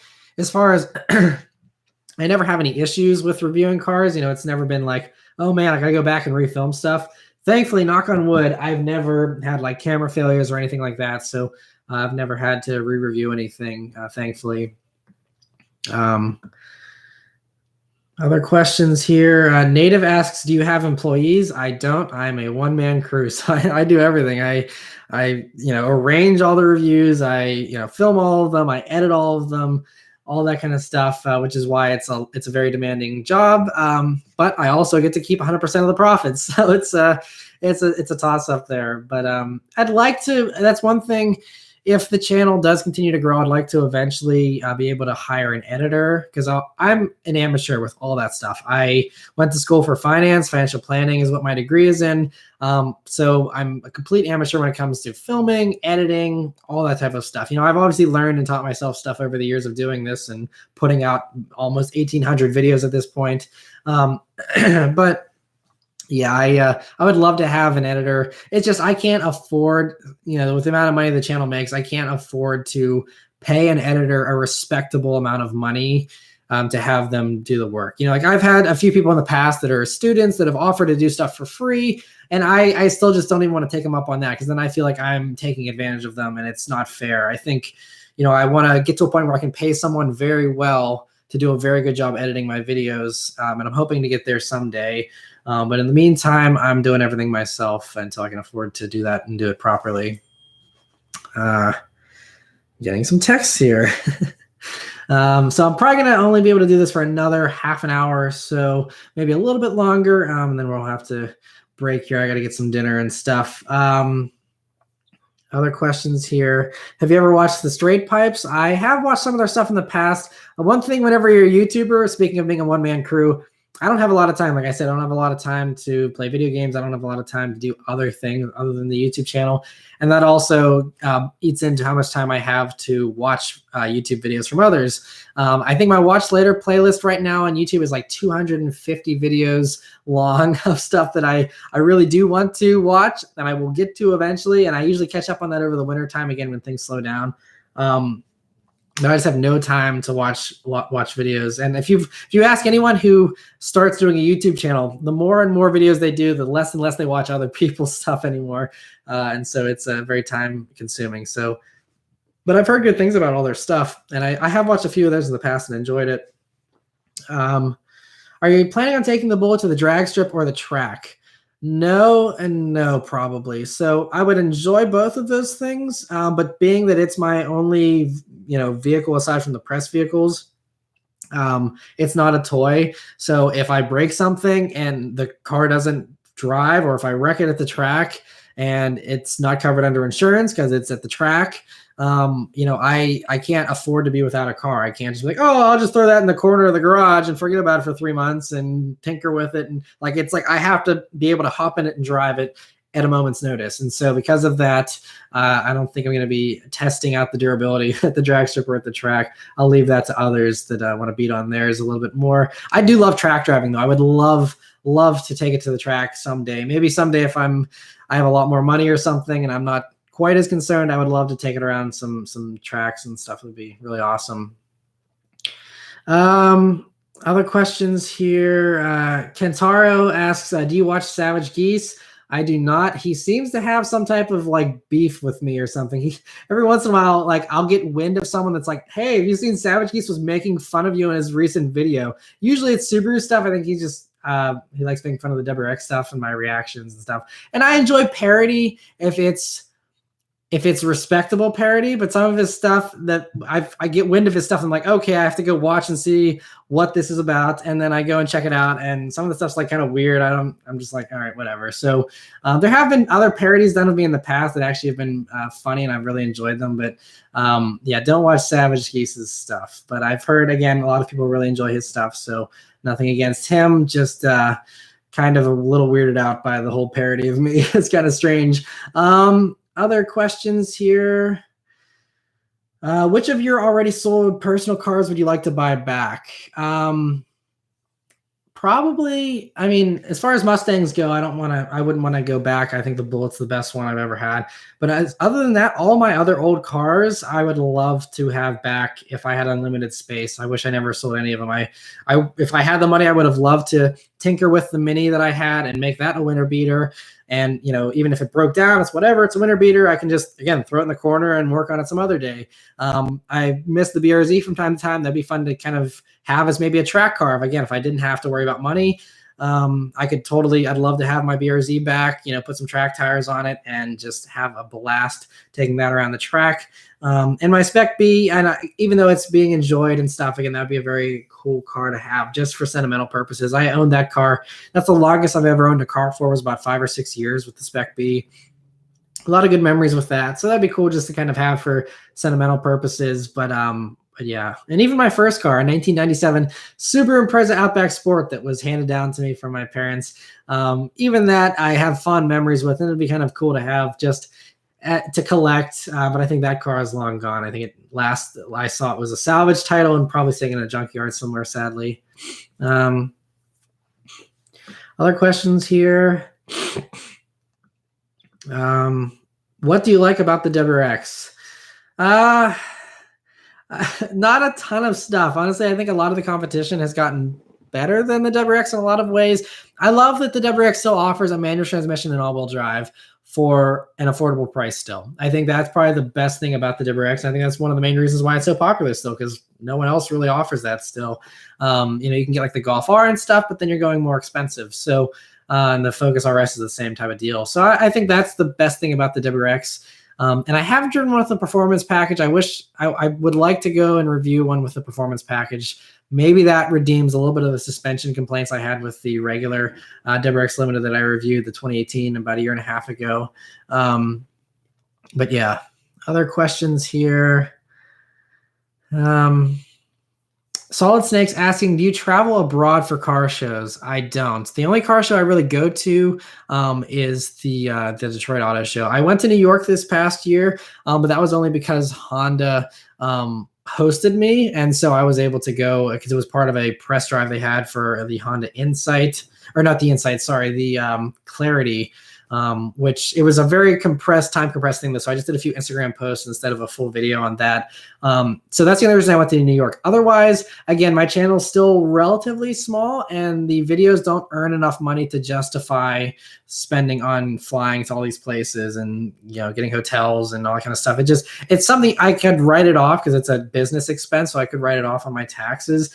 But it's still just from how much money I'm dishing out to do that. It just wouldn't make sense financially to go to those shows, especially since auto shows are getting less and less important. And especially like a lot of these manufacturers, they dump the embargoes at midnight. So you'll probably see that in Detroit as well, where several of these vehicles, they're supposed to have a press conference at 8 a.m. and everyone's excited. But then midnight the night before, I'm getting ready to go to bed. And it's like, oh, hey, here's all the pictures the manufacturer already posted up. It's like, all right, well, what's the point of me even going to this show if they're just going to dump everything 8 hours ahead of time and there's no surprise or anything? I can't do anything. I just show up and do a walk around video and that's it. But so yeah, I don't do any traveling abroad for car shows. I'd love to if I could afford to, if the channel grew to the point and the videos got enough views on the auto show videos that it justified it. I would absolutely love to, but I just have to make the best with what I have to work with. And so I'm grateful for those that do watch them, and I just work with that. So what do you think of the 2008 Dodge Magnum SRT8? I think those are so sweet. I wish Dodge would bring it back. I've never driven one, but I just love the idea of it. So that I think they're pretty sweet. Other questions here. When do you think the C8 will debut? I talked about that, I think, in last week's weekly update or the week before. But basically, the C8, it's sounding like won't show up until midsummer. So yeah, it's going to be a little bit of a wait for that. And there's, again, I mentioned earlier in this weekly update that there's a rumor it could be a surprise debut next week, but I highly doubt that. So yeah, other questions here. Eric says, what's the best and worst car you have reviewed? I see, the best thing comes down to subjective stuff. Like, I guess my favorite that I ever reviewed, it's, again, there's different types of fun. Like the Jag F-Type R was a highlight of one of the most fun ones I've done. The McLarens I've done are always very, very fun. So those are always cool. But then, there's some other stuff that is slower. Like I said, the 67 Mustang that I did was one of my favorites. It was just so cool to drive that car. So there's a lot over the years that have been really, really fun. As far as worst car that I've reviewed, that's a really, really tough one too. Because I mean, again, this is another thing people say, oh, you're not critical enough. But there's so many good cars these days. There's very few truly bad vehicles out there as far as new vehicles go. I think one of the worst driving vehicles, but I still loved it, was the C4 Corvette that I did, the 1986 one, I think it was, a couple of years ago. That was so much fun. But I mean, from a driving standpoint, I mean, it was just, it was pretty slow for a V8.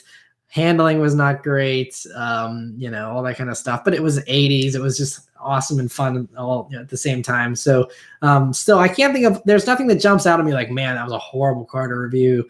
I don't have any memories like that, honestly. Pentastar Nate says, so why was your name WRX fan? I actually have a video. If you go, I have a playlist on my channel of frequently asked questions, and that's one of them where I explain all the reasons why I was WRX fan, and why I'm no longer. It just doesn't apply to the channel anymore. But I used to love them back in the day. My love of WRXs started whenever I was I think like 10 or 11, when the Bug Eyes first came to the States. I had a car salesman give me and my dad a crazy ride in a WRX. Looking back on it, it was insane and very like irresponsible. But as a 10 or 11-year-old in the backseat of a WRX for the first time, flying down back roads, my mind was blown. And from that point on, I loved the WRX. And I still do love the Bug Eyes. And that'd be a fun car to own someday too, as maybe a little project car, winter beater, or something like that. But yeah, they're sweet. But yeah, so that's kind of how I started with my love of WRXs, and I've loved Subarus, throughout the years, but I think just recently I've kind of been turned off by a lot of them. Other questions here. All right. Let me see. I appreciate the people being supportive, telling me to keep up the good work. I really appreciate everyone watching. That's really the best thing is, getting all the great feedback from you guys, having you guys enjoy the videos, watching the videos. That makes it all worth it and keeps me motivated. What cars are you looking forward to in 2019? I think Supra is probably the #1 vehicle I'm looking forward to the most. It's just been so hyped for so many years. GT500 I'm kind of looking forward to as well. Otherwise, I mean, I'm trying to think of what other stuff I'm looking forward to. I'm looking forward to hopefully reviewing a Veloster N if someone offers one to me to review. I'd like to do that. The Genesis G70 I still haven't done a full review on, so I'm very much looking forward to driving one of those. I think that's about the main vehicles that I'm really looking forward to. Yad asks, how many times have you been pulled over? I've only been pulled over once, and it wasn't filming a review or anything. Again, knock on wood, thankfully. I've never had any issues with police with that kind of stuff. And that's because, I do a quick little acceleration or 1 or 2 accelerations whenever I'm doing my reviews. But otherwise, on back roads and stuff, going around corners, you're not going to be going it's insanely high speeds or anything. I always try and be respectful of the speed limits and stuff. So I think that's part of why I haven't ever had any issues while I was filming. But I did get pulled over once. This was back in college. I was pulled over for doing 81 and a 65.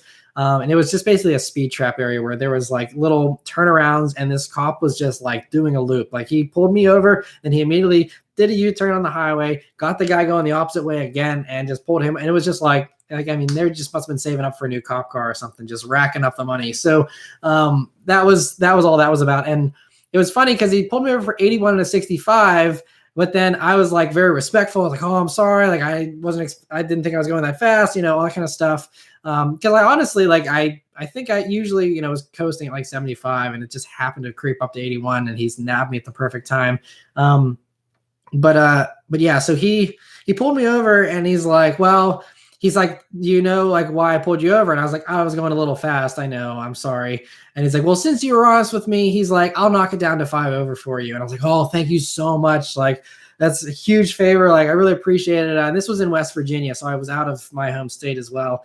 And so he gave me the ticket, and it was still $165, which again, this was about 10 years ago now, was pretty expensive. And I was like, man, like, I actually looked up like how much it would cost me if I actually was going 81 instead of 5 over. And it was like a difference of like $12. So he didn't really save me any money. The only thing he saved me on was insurance, because I think when it's that low, it's not reported to insurance or something, or it's not as bad to insurance if it's, less than, if it's not, I think less than 15 over, it's not quite as bad.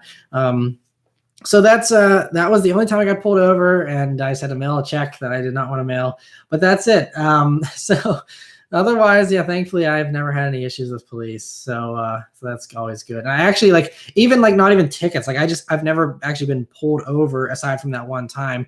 Even, I've never had any warnings. I've never had any kind of, pulling over just to check the car out. I know that happens to some other people. Never had anything like that. So again, knock on wood, thankfully no issues with that.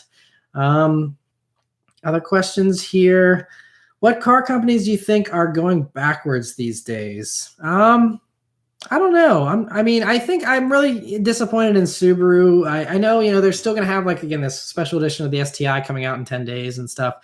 So I don't want to hate on Subaru. I just, they used to have such cool stuff, the Baja, the Legacy GTs, the Outback XT, the Forester XT, all that stuff's gone. All of it. There's not a single one left anymore. They're getting rid of the manuals and most of their stuff, although they're reincorporating it in the Crosstrek here, but it's gone from the Forester now and stuff. But it's just, they're just going to CVTs, and the CVTs aren't even like that good. I mean, there's other CVTs that are far more sporty and enjoyable. And just all the current Subarus, other than the WRX and WRX STI and the BRZ, I mean, all the Subarus are slow, like even compared to their competition. Like I said, Mazda earlier, they at least have the turbo motor now for the CX-5. Subaru, like, nope, we're killing. They're just going to have these, slow little four cylinders. All our vehicles are going to do 10 seconds, 0 to 60 times, and we don't care. And again, they're marketing to, they have, dogs driving their cars in their commercials, and they're marketing to mainstream buyers who don't care about 0 to 60 times. And that's fine. Like, they're laughing all the way to the bank. They're record sales at Subaru. And I'm sure all their investors and everyone there they're all giving each other high fives, and this is the right direction from a money standpoint. But, just from a enthusiast standpoint, I think they're just kind of selling out, which, again, I hope I'm proven wrong. I hope the new WRX coming in 2020, is amazing. I hope the new STI is amazing. I hope there's a new BRZ that's amazing. And I hope that they reintroduce turbo fast versions of all their vehicles. But I'm certainly not holding my breath. But I think they're the only one where I'm consistently like let down by Supra. And I'm like, man, like, there's the new Forester coming out, and I'm like, all right, fingers crossed, there'll be a new sweet XT, and, it'll be fun. Maybe they'll include a manual. Nope, no more manual, no more turbo. It's like, oh, we'll give you the Sport Forester, but it has no power. It just gives you a little graphics, appearance package, and that's it. It's like, just drives me crazy. But yeah, so Subaru's, I think, the only one I'm actually annoyed with the most. But yeah, so there's that. April Fool's video plan this year. That's a question. Every once in a while, I like an idea pops up for an April Fool's video, but I haven't finalized what I want to do just yet. There's a couple funny ideas. Future plans for the channel. Just adding more cars that I want, and then just trying to get more press vehicles, more media drives. I'm really working on. I want to, of course, keep the channel relatable and have affordable stuff, but I also, I don't really get much love from the German manufacturers. I had a few Mercedes vehicles in the past that I've had as press vehicles, but otherwise, BMW, never get any response from them on anything. A few of the others, be nice to kind of, get some of that kind of stuff reviewed, the new 3 Series and stuff. I'd love to have an opportunity to review that.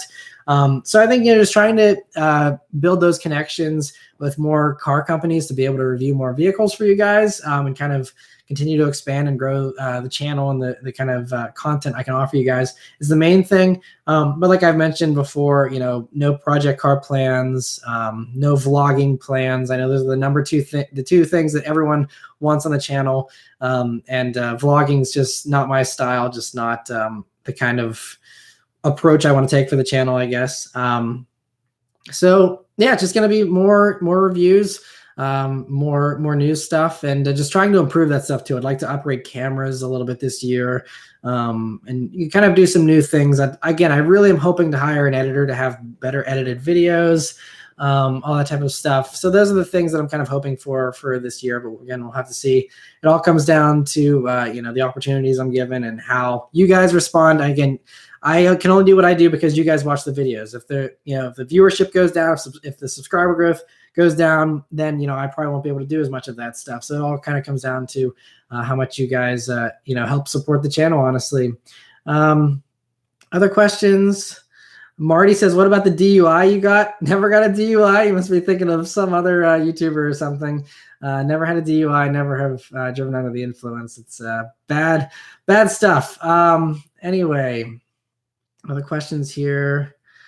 Tammy says, my husband and I love your channel. Do you think we will see a return of sport pickup trucks like the Silverado SS, Ford Lightning, and Dodge Ram SRT? Well, I know that there has been, it's been spied, the Ram Hellcat. It's probably going to be called the T-Rex Ram, but it's a Hellcat-powered Ram. That is coming, but it won't really be a sport truck. I mean, it's going to be fast, but they're all kind of off-road setup, and I think that's just because, you know, the truck market, everyone just wants a lifted truck. No one wants a slammed, sporty handling truck anymore, at least the majority. Obviously, there are some people out there that want stuff, but yeah, so we'll have to see, you know, beyond the Ram, if Ford will ever do something.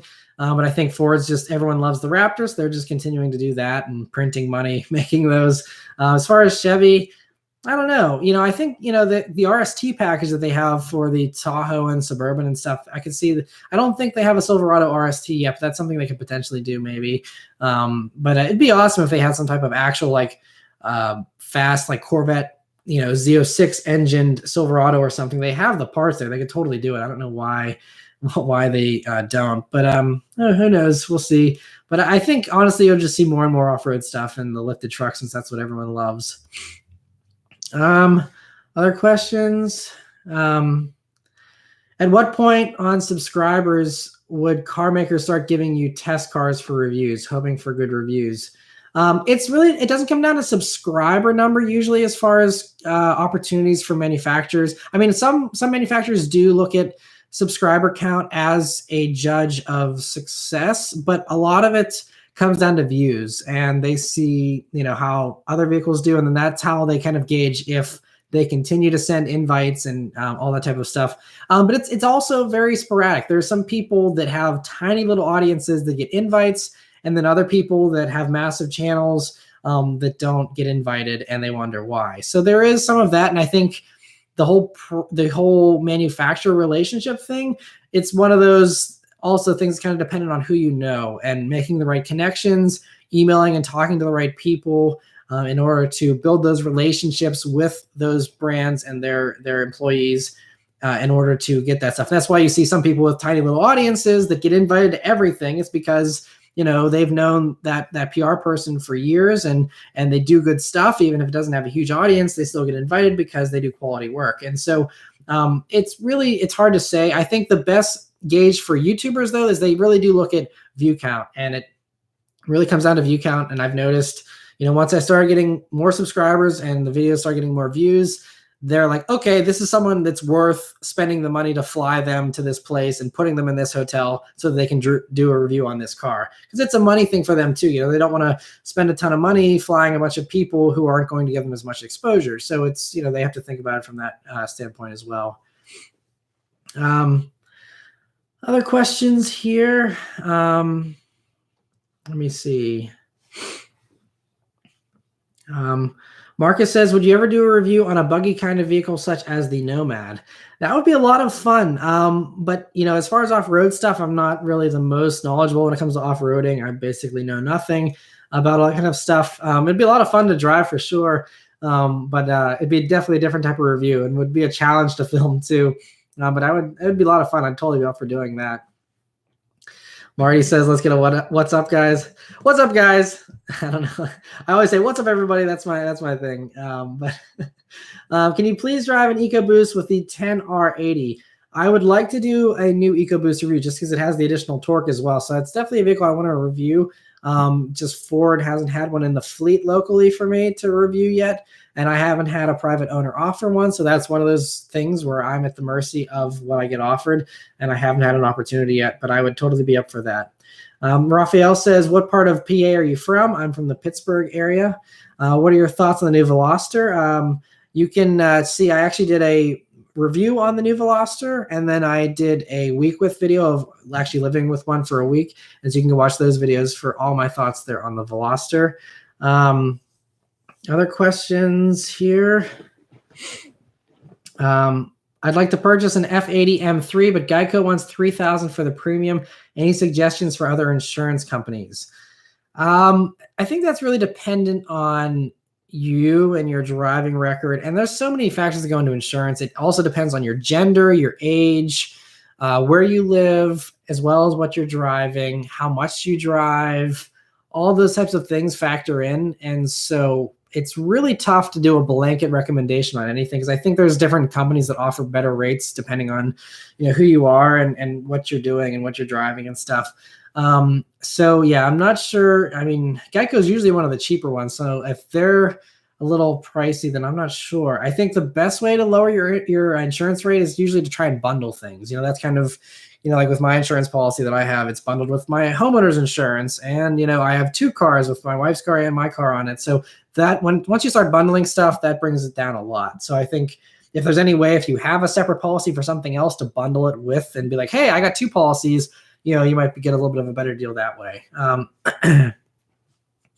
Other questions, more on the Kia Forte GT.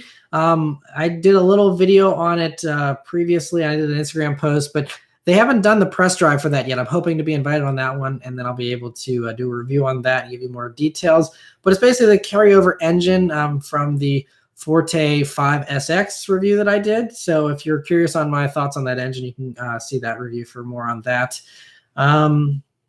Will you ever get an older 2005 WRX? They're pretty cheap now. That would be a tempting winter beater car, but like I mentioned in the beginning of this live stream, it's like 40 and 50 degrees here in January in Pittsburgh. We're having a strangely warm winter so far, so I haven't even really needed any kind of winter beater, and I have press vehicles to drive. So as far as other than that, I wouldn't have time to drive an additional vehicle, so I have no interest in buying a WRX currently. I wish I could drive my Bullet more. I don't even have time to drive that because I'm always driving press vehicles in order to put as many miles on those as I can to give you guys good reviews of those. So if anything, I just want to focus my attention on driving the wheels off the Bullet as much as I possibly can. All right. Other questions here. With the SUV craze right now, what's your favorite crossover? That's dependent on price, I guess. Because I think if you want to consider favorite crossovers at any price level, the Alfa Romeo Stelvio Quadrifoglio is one of my favorites, because mostly it doesn't handle like an SUV. But that's one of my favorites. As far as like affordable SUVs go, I really love the Mazda CX-5. That's really my go-to recommendation for anyone looking for an SUV of that type. It has a normal automatic. You can get it with that turbo motor now, which is amazing. The interior is super nice. I love the styling. So that's basically my go-to is the CX-5. So yeah, but other questions. Joe's asking, what found your interest in cars? Mine was when our Infiniti i35 in 2007 was being serviced for a new engine. We rented an FX35.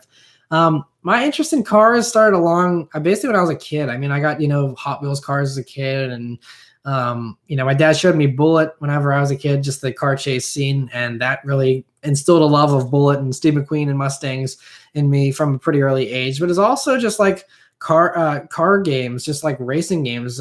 Starting off with, I had a Super Nintendo.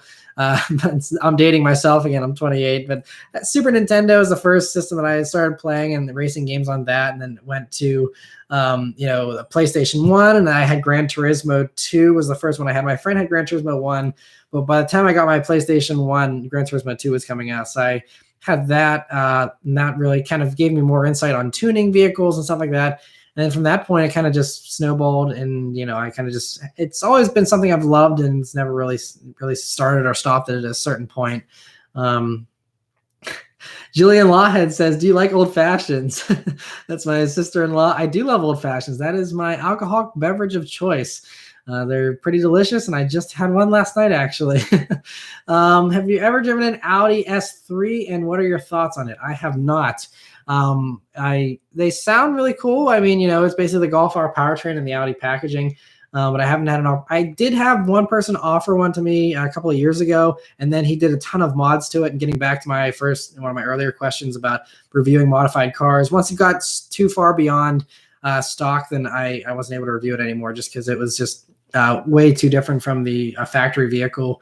And I always try and do something that's relatable to you guys, and something you can go out and test drive yourself and be like, oh yeah, I get what he was saying in that video, and not have some custom built thing that's hard to replicate for other people that want to go and drive the same type of thing.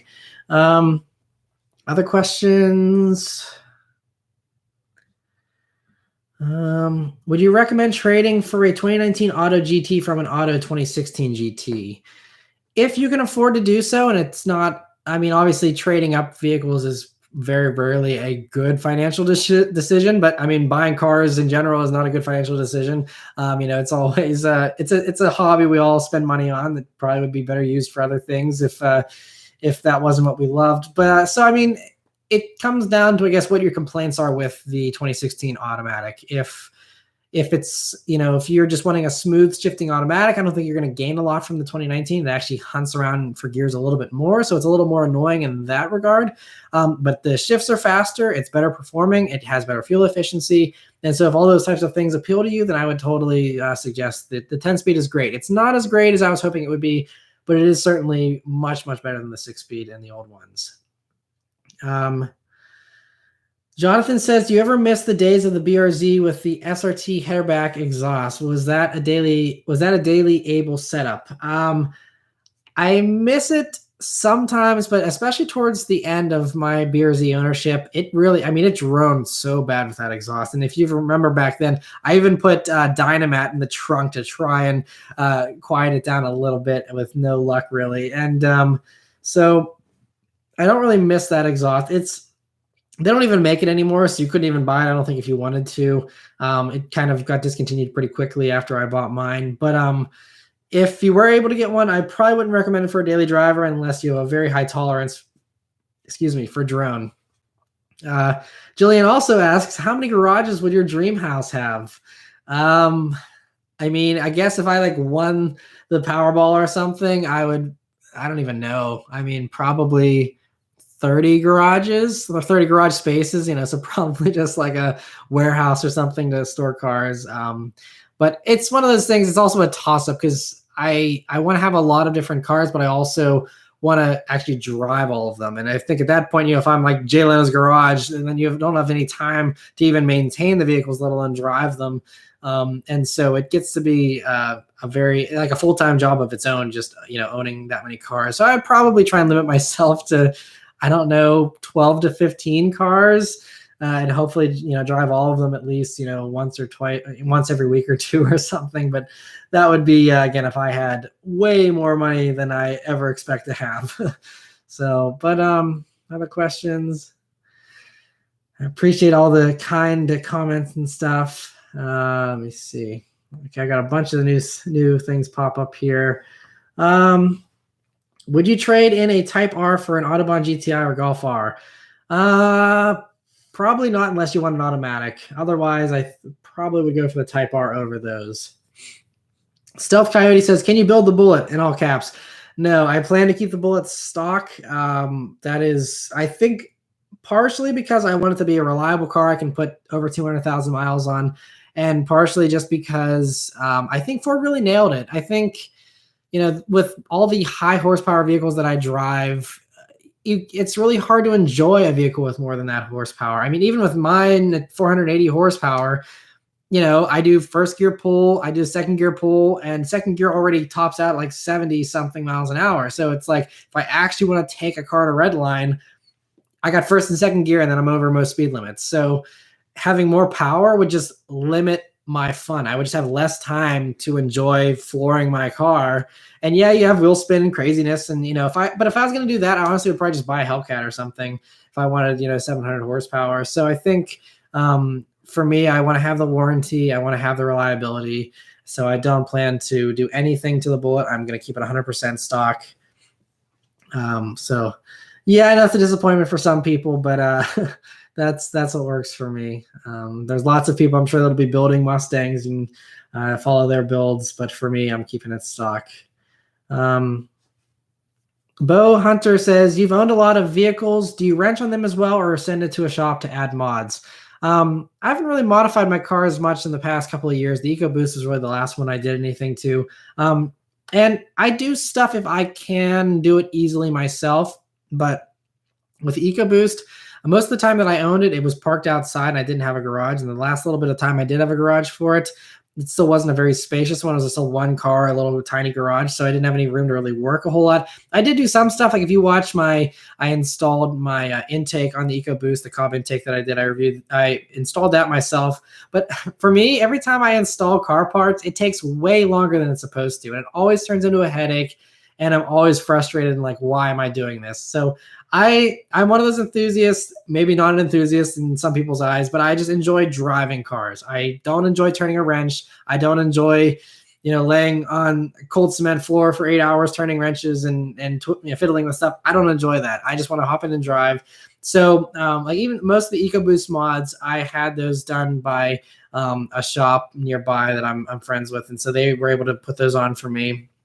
And so that's kind of how I've done that in the past. And previous stuff, whenever I was younger, with my BRZ and stuff, some of that stuff I'd have a buddy help me with installing stuff. And some of the stuff I did myself, again, like an intake system, I did that myself because that was easy enough. But otherwise, anything more advanced, like, I didn't have, like on the EcoBoost, I, wasn't able to install the lowering springs myself. Full catback exhaust is a little more than, or full downpipe and catback on the EcoBoost was a little more than I was willing to do. So yeah, don't do a whole lot of my own work, honestly. And as far as like oil changes and stuff, I take it to the dealership so that the warranty is like rock solid. And I have all the records showing I took it to your dealership every 5,000 miles or whatever, and that's it. So, so that's that. Other questions here. Any thoughts on driving the Dodge Avenger? Also, hope you reach 400,000 subscribers. Thank you. I appreciate that. Dodge Avenger, I haven't had any requests to review, and that's not really too sporty of a vehicle. It's kind of just their mid-sized offering for the time. And yeah, I think it's one of those vehicles where they had the V6 in it, which was cool. But other than that, I don't think very many journalists really enjoy driving it a whole lot. But if a lot of people wanted to see one, I would totally review one. But haven't had any requests to do that. I'm getting a few texts here, so give me a second. Alrighty.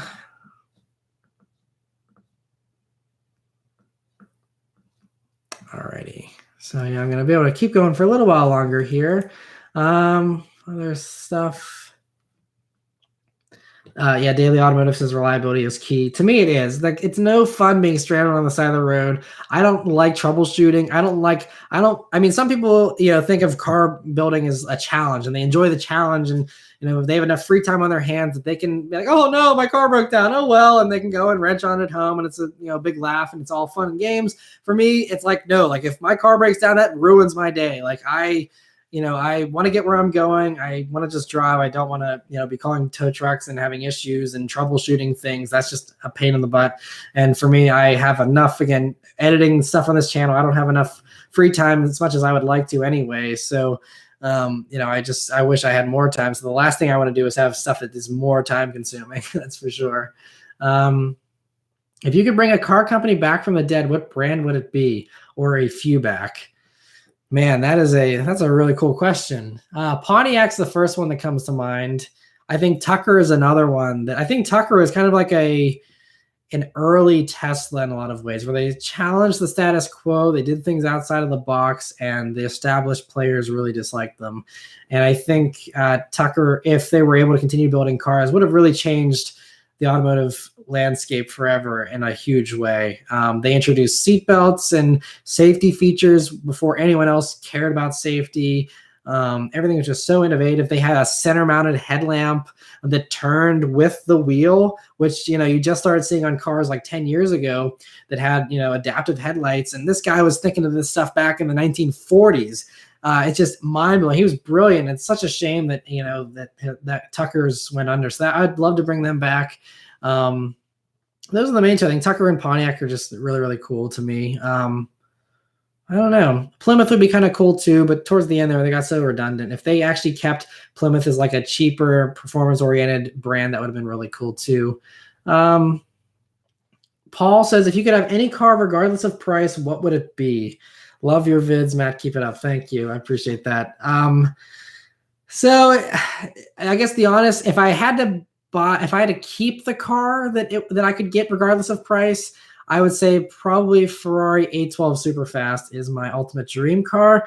But obviously, if I could cheat, I would say like a Bugatti Chiron and then sell it to buy the 812 Superfast, a Ferrari GTC4 Lusso I would love to have, Aston Martin Vantage, the new one I'd love to have.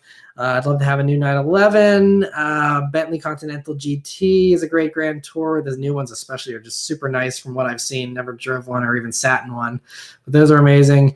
And then several other vehicles as well. So yeah, again, that's where the 15 garage spaces come in handy if I could someday afford that. Other stuff. Luke says you should do these more often. Yeah, I always enjoy doing these live streams, and I think it's hopefully fun for you guys, although we're going into 3 hours long now, so I'm sure there's people dropping off here, and I don't blame you. If people need to move along and get on with their evenings and stuff. But I appreciate you guys hanging out with me. I think this is a lot of fun. I enjoy doing it as well, and hopefully you guys do too. And I'm going to try, especially during the winter time, when I have free time to hang out for 3 hours and just, hang out with you guys. I think I'd love to do that more often. So maybe I'll try and do one again, maybe next month or something would be cool. I love the TV in the background, Scott says. I appreciate that. Yeah, that's a little bit of behind the scenes for those, always watch the weekly updates. The, that TV is, people always ask, is that like a green screen? Is that fake? What is that? And that's just, it's a TV that's just turned off. And then I superimpose all the little images and kind of corner pin, to the individual corners here, the images, so they fit perfectly and kind of do that. And that's how that all works out there. But yeah, so I'm glad you like it. I think it's kind of a cool touch.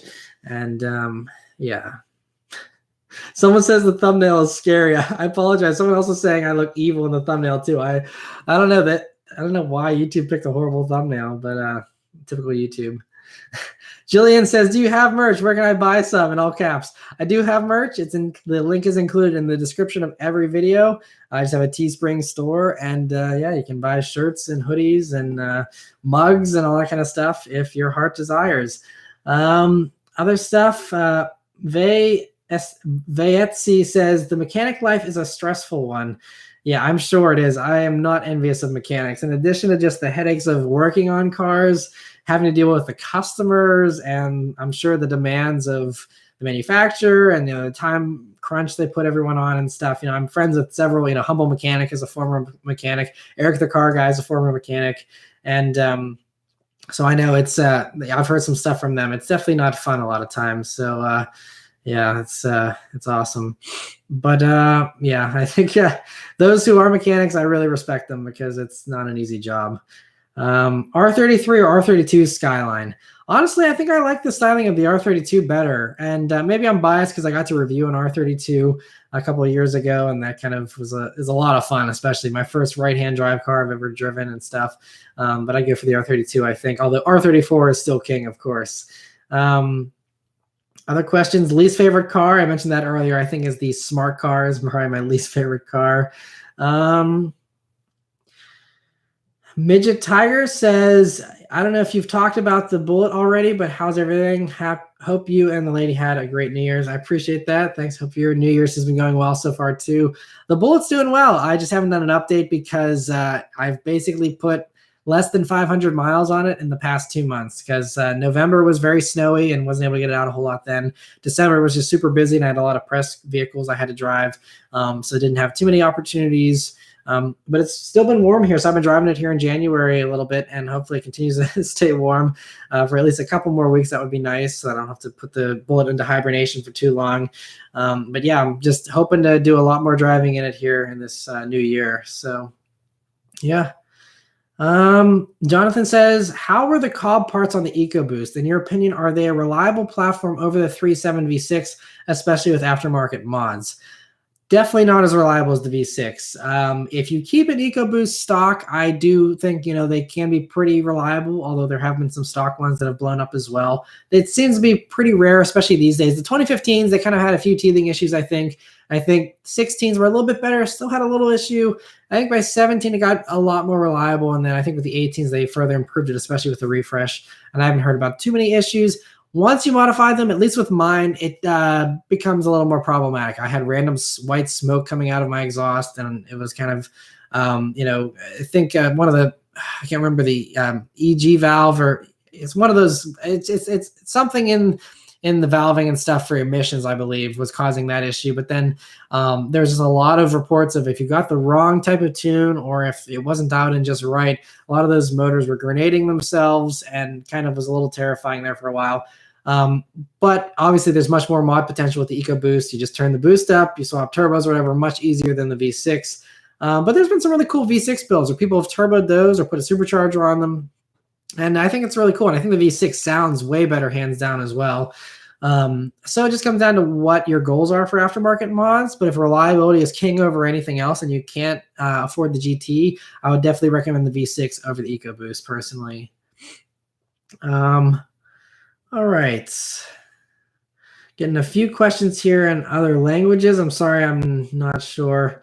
I can't answer those, unfortunately. Alrighty, and I probably have about another 15 minutes or so to go here, and then I'm going to be ending it here. And I see a few people dropping off as well, so I think about 3 hours is the limit for attention span. I appreciate all those of you who continue to hang out the whole time or are continuing to hang out now. I appreciate you guys and all your support. Another question here. Are you getting the new Supra? I am not planning on buying the new Supra. I'm sure it would be a phenomenal idea for the channel, though. Just sure it would be, a lot of buzz and would be great for the channel as far as views and stuff go.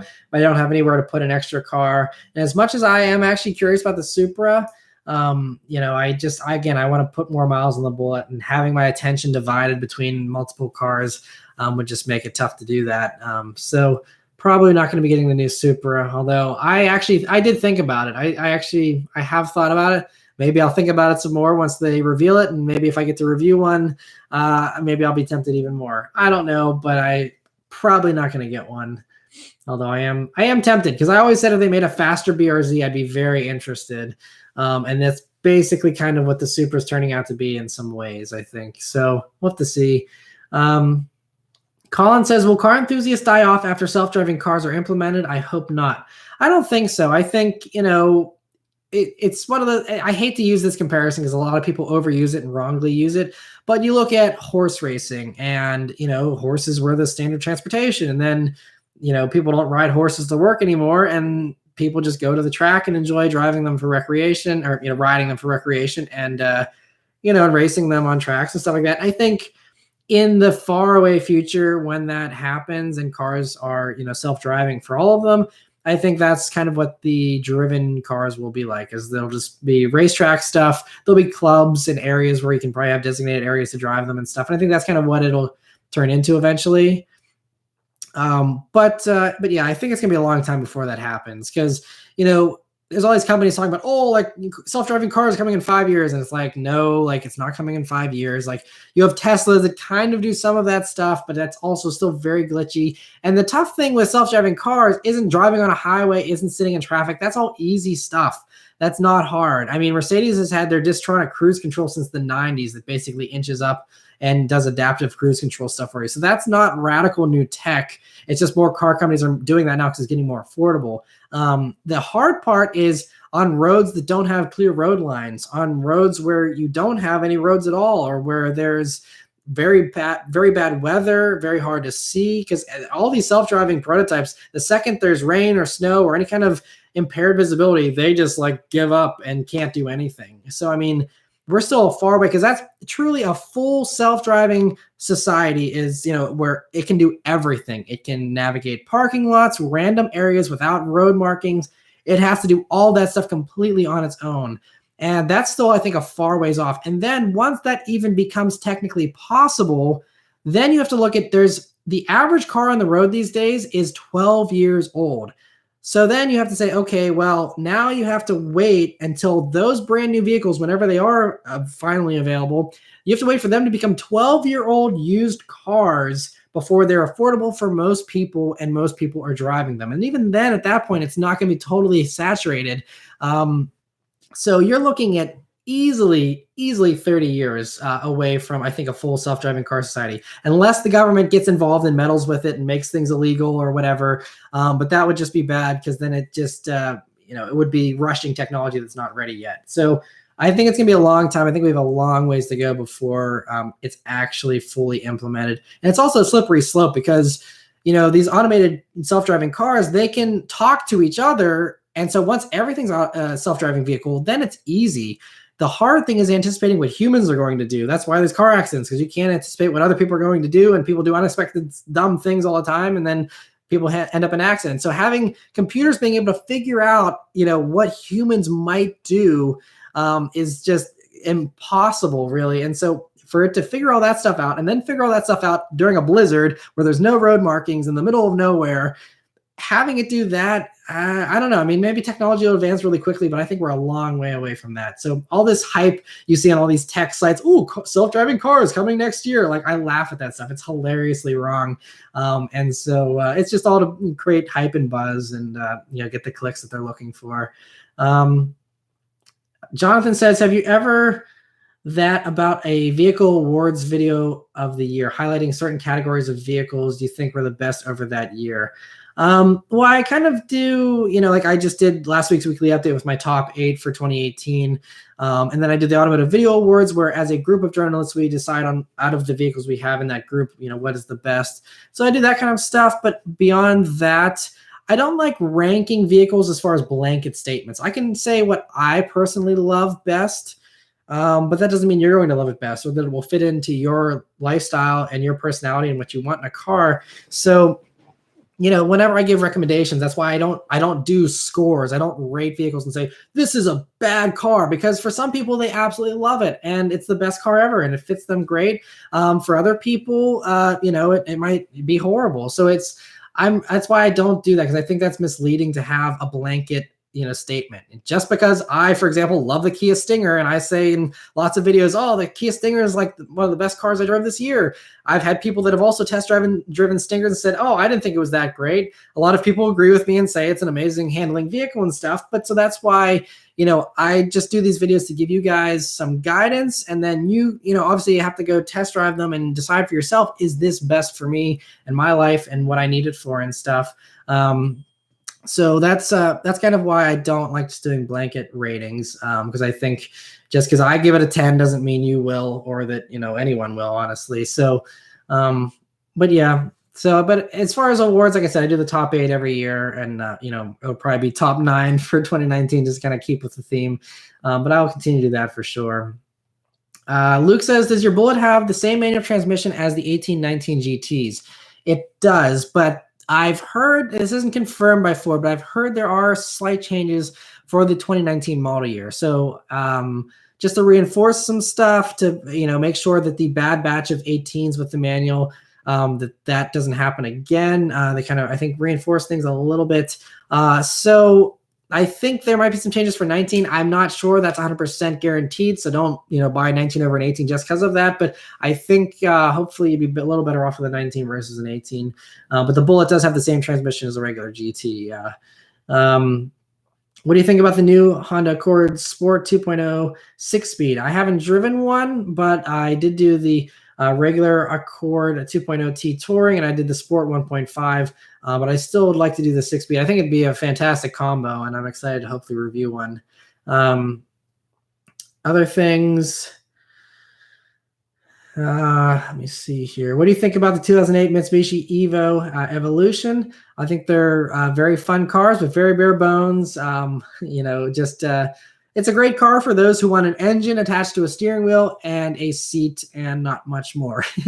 There's no creature comforts, not much safety, all that kind of stuff. But yeah, they're still great vehicles, a lot of fun for sure.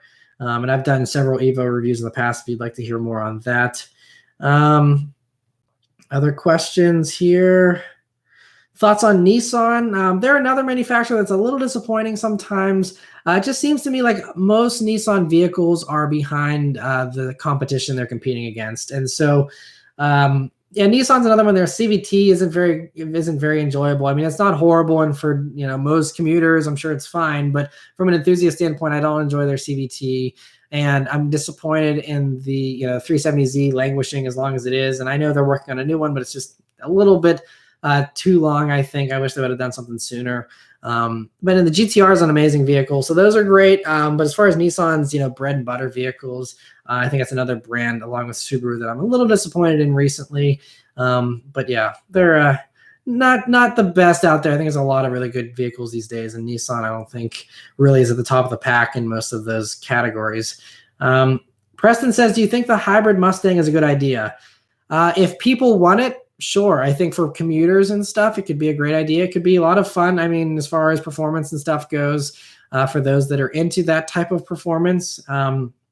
But personally, I have no interest in one or anything, but I think it's a cool idea. And I think, again, everything is going to be hybrid in a few years. It seems like everything's going to mostly electric and stuff. But yeah, so yeah, I don't know. I think it's just one of those things that's going to see, especially with Mustang owners, they're very vocal. So if Ford screws up the hybrid Mustang, or if it's not what people want, Ford will hear it loud and clear and hopefully make corrections very quickly. So we'll have to see how that goes. Someone said I have a booger. I don't think I do. I don't know if you're trying to get me to check or what, but I think I'm good. If I did, I apologize. Other things, a 4-cylinder, come on, Toyota. I'm not sure what you're referencing there. The 4-cylinder Supra, though, should still be really cool. Nice step up from the BRZ for those who want a more powerful Supra but can't afford the 6-cylinder versions. But yeah, so I'll do like 1 or 2 more questions here, and then I'll probably have to get going here and make some dinner. I appreciate everyone saying they love the channel and supporting it. That's awesome. Bob Joe says Honda versus Toyota. I think both Honda and Toyota are at the top of their game right now. I think they're both making fantastic vehicles. And so it comes down to which vehicle in particular between those two brands you're interested in. But I think they both have some really good stuff. So depends again on the vehicle. And I'll answer Vay's question first. What's for dinner, Matt? I have no clue. Like I mentioned at the beginning of this video, I just I was on a trip here, and if you follow me on Instagram, you'll know yesterday I was in Texas, and I just got back like an hour before I started doing this video, and so I have no idea what I'm having for dinner, but you can leave your suggestion below if you want to hear. But anyway, I'm going to end this. It's been 3 hours and 17 minutes. Thank you all for those who, if some of you hung out the whole time, I very much appreciate taking 3 hours out of your Friday night to hang out. And for those of you who popped in and popped out, I also really appreciate that. Thank you guys, as always, for your support on not only this video, but all the videos. That's always the best way to support the channel, is continuing to watch the videos, subscribing, liking, commenting, and sharing them with people who might be interested in them. That's always the best. So anyway, thank you guys very much for watching this live stream. Hope you enjoyed it, and hopefully we'll do another one soon. Take care and have a great weekend, everyone. I'll see you next time.